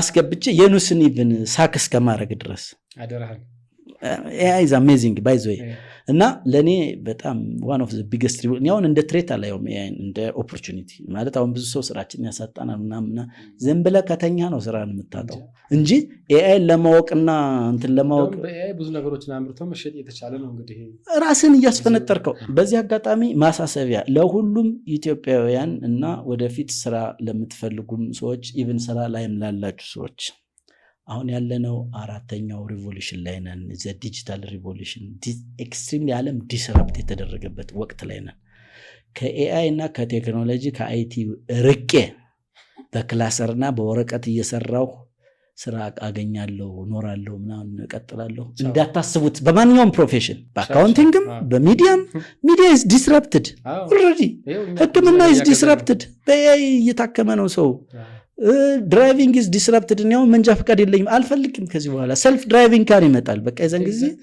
እዚህ ቦታ ድርሽኝ እንደዚህ እያልክ ትሄዳለህ እና አንድ አሜሪካ የሚኖር ኢትዮጵያ ያለ ስሙን ረሳሁት ኢትዮጵያውያንን አይቲ የሚያሰለጥን ፕሮግራሚንግ ጋይስ ቴክኖሎጂ አይቲ AI ምናምን የማያውቅ ሰው ከዚህ በኋላ ጫውናና ትጣላለህ ስለዚህ ሲሪየስ ባይ ዘ way this is a serious warning AI እንደ ሌክዠሪ ሳይሆን እንደ ግዴታ ኮርስ መውሰድ አለብን AIን እንዴት ማናገር እችላለሁ ለምፈልገው ነገር እኔ በዚህ አጋጣሚ one of the brightest guy in Ethiopia እሸቱ ኮሜዲያን እሸቱ one of the amazing ግን የሚገርም ልጅ ነው ባይ ዘ way በቃ ሱፐር ስማርት አሁን የAI ስልጠና ሁሉ ጀምሯል ወጣቱ እንዴት ጀሚናይን አነጋግረህ ስራ የሌለ ወጣት እንዴት ስራ እንደምትፈጥር እኔ በዚህ አጋጣሚ እሸቱ በጣም አድናቂ ነኝ በጣም ጎበዝ የገባው ኢትዮጵያውያንን ለማብራት የመጣ ልጅ ማለት ነው ጎበዝ ነው ከበፊት ከዩኒቨርሲቲ ጀምሮ አብረን ነበር እሸቱ አውቀዋለሁና በጣም ጎበዝ ልጅ ሱ ብራይት እና እኔ ንቁ ልጅ ነበር ታምር ስታየውም በህይወቱ ሂደትም ስታየው በኋላም ራሱን ለመቻል የሄደበት መንገድ አሁንም ሰክሰስ ለማድረግ የሞከረበት መንገድ ዩቲዩብ ላይ እንግዲህ ታምራዊ በሆነ መንገድ ለውጥ ያመጣ ልጅ ነው አሁን እሱን ያህል ላይክ ምናምን ሰብስክራይብ ሰዎች መማር አለብን እኔ አሁንም እኔ ስለማይ ነው እሸቱ መለሰ ዩቲዩብ እና ምናምን ብቻ የሚያስተዋውቃቸው ነገር ገብታችሁ ኔጌቲቭ ነገር የምትሰጡ ሰዎች የምር ታሳፍሩኛላችሁ እሸቱ ማይገባበት ነገር የለም ምናምን ስለ እሸቱ ስታው one of the brightest guys የበራለት ልጅ ማለት እሸቱ ነው። እኔ ዲፌንድ ላደረገው ምንም ሪሌሽንሽፕ ኖሮ ሳይሆን እንደዚህ አይነት ኢትዮጵያዊ ነው የሚያስፈልገን። ኤአይ ላይ በተለይ ወጣቱን እያነቃው ነው። ቪዲዮ ኤዲቲንግ ስልጠና ብሎ ስንት ሰው እንዳሰልጥነ ታውቃለህ። እሸቱ ማለት ኮሜዲ አርቲስት ምናምን የሚለው አጥር የለውም። ለሱ ጠቃሚ እስከሆነ ድረስ ባህር ውስጥ ገብቶ የሆነ ነገር ያወጣል። እና ኤአይ ለእኔ አሜዚንግ ሪቮሉሽን ነው፣ ኦፖርቹኒቲ ነው እንጂ ትሬት አይደለም። ተዘፍዝፈ ተወዝፈ አጠብቀው ተንቀሳቀስ፣ ኤአይን ተማር። እኔ አሁን ፕሮምፕት ኢንጂነሪንግ ይባላል ኤአይን ማናገሪያ ቋንቋው ማለት ነው። ፕሮምፕት ማለት የምጽፈው ነገር በኤአይ መልሱ ይታወቃል። በዚህ አጋጣሚ መልሱ ኤአይ ያውቀዋል። ኤአይ ማለት 100,000 ፕሮፌሰር በአንድ ኤሪያ ላይ ሰብስበህ ሊሰጥህ የማይችለው መልስ በሰከንዶች የሚሰጥህ ሱፐር ጂኒየስ የሆነ ጭንቅላት ማለት ነው። አናላይዝ አድርገው ምን ብሎ ይሄ ነው የሚልህ ማለት ኤአይ የማያውቀው ነገር የለም ለምትፈልገው ነገር። ስለዚህ የምትፈልገውን ነገር ለማግኘት መልሱ ሳይሆን የሚያስጨንቅህ ምን ብዬ ብጠይቀው ነው ያችን መፈልጋትን መልስ የሚሰጠኝ የሚለዋ ዛት ኢዝ ኮልድ ፕሮምፕት ኢንጂነሪንግ ይባላል። ስለዚህ guys the question is more important than the answer። ጥያቄው the right question። በመጽሐፍ ቅዱስ ምን ይባላል? የምትፈልጉትን አታውቁም የሚል ጥቅስ አለ። አሁን ሰው ምን እንደሚፈልግ አያውቅም። ዛት ሚንስ ፈጣሪ ሆይ ምን ብለህ ነው ፈጣሪን የምትጠይቀው? መጀመሪያ የምትፈልገውን ስታውቅ ነው። በዚህ አጋጣሚ ፍላጎት ከፍተኛ ሳይንስ ነው። የምንፈልገውን አናውቅም። ዳቦ ነው የምንፈልግ፣ ውሃ ነው የምንፈልግ፣ ኤሌክትሪክ ነው የምንፈልግ፣ መብራት ነው የምንፈልግ። መጀመሪያ ከራስ ጋር ተነጋግረ ራስን አውቀህ ነው መጠየቅ ያለብህ። ኤአይንም ስታናግረው ልክ እንደ ሱፐር ኢንተለጀንት ነገር what the hell you need መጀመሪያ ከራስ ጋር ተነጋግረህ exactly I need this። በዚህ ያልሰለጠነ ማህበረሰብ ያልተማረ ማህበረሰብ የሚፈልገውን አያውቅም። ይህን ማወቅ አለብን። ሰው በተማረ ቁጥር ፍላጎቱን ክሊር እያደረገው ነው የሚሄድ። ስለዚህ ያንን የሚፈልገውን ነገር የማግኘት እድሉም ይጨምራል። የኛ ህዝብ ግራ ተጋብቷል። ቸርችም እዚህ ጋር አንዱ ይጎትተዋል፣ ቸርች እዚህ ጋር አንድ ጦርነት ብሎ ይጎትተዋል፣ እዚህ ጋር መንግስት ይጎትተዋል፣ እዚህ ጋር ሞቲቬሽናል ስፒከር ይጎትተዋል። ማንን ነው የምትፈልገው? ኖ ዛት ፈርስት አስክ ኤአይ ኤንድ ኦብቪየስሊ እኔ አሜዚንግ ነገር እያገኘሁበት ነው። እኔ ተጠቀሙት ነው የምለው። በእርግጠኝነት የ10 ሰው ጭንቅላት ይሰጣቸዋል። ዶክተር ለጤና እጅጉ ዋለ፣ አንዳንዴ ደግሞ በቅጽል ስም ቢቦኝም ትላለህ ሰዎች መፈል ለማድረግና እጅግ በጣም አመሰግናለሁ። ጊዜህን መስዋዕት አድርገህ መጥተህ ከዩኒስ ሚዲያ ጋር ከዋራን ቆየት ብለን ነበርና ታውቅ ነበር እንደዚህ እንቅስቃሴ ላይ ምናምን ላይ ያለውምና ዛሬ መጥተህ በዚህ በሚያምረው ስቱዲዮ አብረን ቆይታ ስላደረግን እጅግ በጣም አመሰግናለሁ። የኑስ እንግዲህ ያው በጣም ሎንግ ታይም ኦልሞስት 3-4 ዓመት ይሆነናል ከተዋወቅን። ታንክስ ቱ ደምስ ባህር ዳር። እንግዲህ በርታ ጠንክር። ሚዲያ ኢዝ ፓወር ባይ ዘ ወይ። እኔ አንድ የምንለው ነገር አለ። አንድ ህዝብ እንዲያድግ ባንክ፣ ሚዲያና ታንክ ያስፈልገዋል ይባላል። ሶስቱ ባንክ፣ ታንክና ሚዲያ። ሚዲያ ኢዝ ዋን ኦፍ ዘ ሞስት ፓወርፉል እንትን ማህበረሰብን ለመቀየርም ለማጥፋትም ባይ ዘ ወይ። ማጥፋትም ስትፈልግ ሚዲያን ትጠቀማለህ። ልክ ሩዋንዳ የተፈጸመው ጄኖሳይድ አሁን ሶሻል ሚዲያችን እንዴት አገር እያጠፋ እንደሆነም እያየው ነው። በዚህ መጣ ገደለው ሄድ ምናምን አይነት ታይፕ ኦፍ ሪቶሪክ አገርም ለመገንባት ሚዲያ ትልቅ ፓወር አለው እና እኔ ሁልጊዜ ድሪሜ ዘ ዳርክ ሳይድ ኦፍ አወር ቶት ስለ መገዳደል ምናምን ሳይሆን ህዝብን ካለበት ድህነትና ኋላቀርነት እንዴት ማሻገር ይቻላል ስለሆነ እያዋዛችሁ በተለይ እናንተ ሚዲያ ሰዎች ባይዘይ እየተዋዛ ነው ቁም ነገር የሚተላለፈው ስለ ኢኮኖሚ፣ ስለ ሌላው፣ ስለ ማህበራዊ ነገራችን እያዋዛችሁ እያዋዛን ይህን ህዝብ ባይዘይ የማሻገር ኃላፊነት አለብን እና በዛ ላይ አንተም እንግዲህ ስራ በርታ ጠንክር፣ እኛም አለን አስተያየት እንሰጣለን። ደግተ መንደግ ለማለት እጅግ በጣም አመሰግናለሁኝ። እንግዲህ የዛሬው ዝግጅታችን ከማቋታችን በፊትም የተወሰነ ስፖንሰሮቻችንን ላስተዋውቅ። ኤምኤች ፈርኒቸር ይህንን ስቱዲዮ እጅግ በጣም አሳምሮልናል። በዚህ በግራም በቀኝም በፊትም በኋላም አሉ ብዙ የሰራልን ነገሮች እና እጅግ በጣም አድርገን እናመሰግናለን። መገኛው ከፍየል ቤት ወደ 72 በሚወስደው በጸጋ ህንፃ ነው ያለው ምድር ላይ። እዛ ሄዳችሁ አናግሯቸው፣ ስልክ ቁጥራቸው ከታች ያለ። የሚሰሩት ስራ በጣም በጣም ጠንካራ፣ በጣም የሚያምር ዘመኑን የዋጀ የፈርኒቸር ስራ ነው። ምንም የምታጡት ነገር የለም። እጅግ በጣም እናመሰግናቸዋለን። እንዲሁም ደግሞ ዲአይቴክ ቴክኖሎጂ ጠቅለል ያለ ሀሳብ ለብዙ ህዝብ መላክ ስንፈልግ አሳራችንን ለማዘመን በጣም በርካታ ሶፍትዌሮችንም ዲቨሎፕ ለማድረግ ለበርካታ አሁን ስናነሳው የነበረ ከኤአይም ጋር አያይዘና በርካታ ጉዳዮችን እየሰራ ነው። ስልክ ቁጥሩ ከታች አለ። ዲአይቴክን እጅግ በጣም አድርገን እናመሰግናለን። የዛሬው ቆይታችን ከዶክተር ለጤናህ እጅጉ ጋር ይህን ይመስል ነበር። አብራችሁ ስለቆያችሁ ከልብ እናመሰግናለን።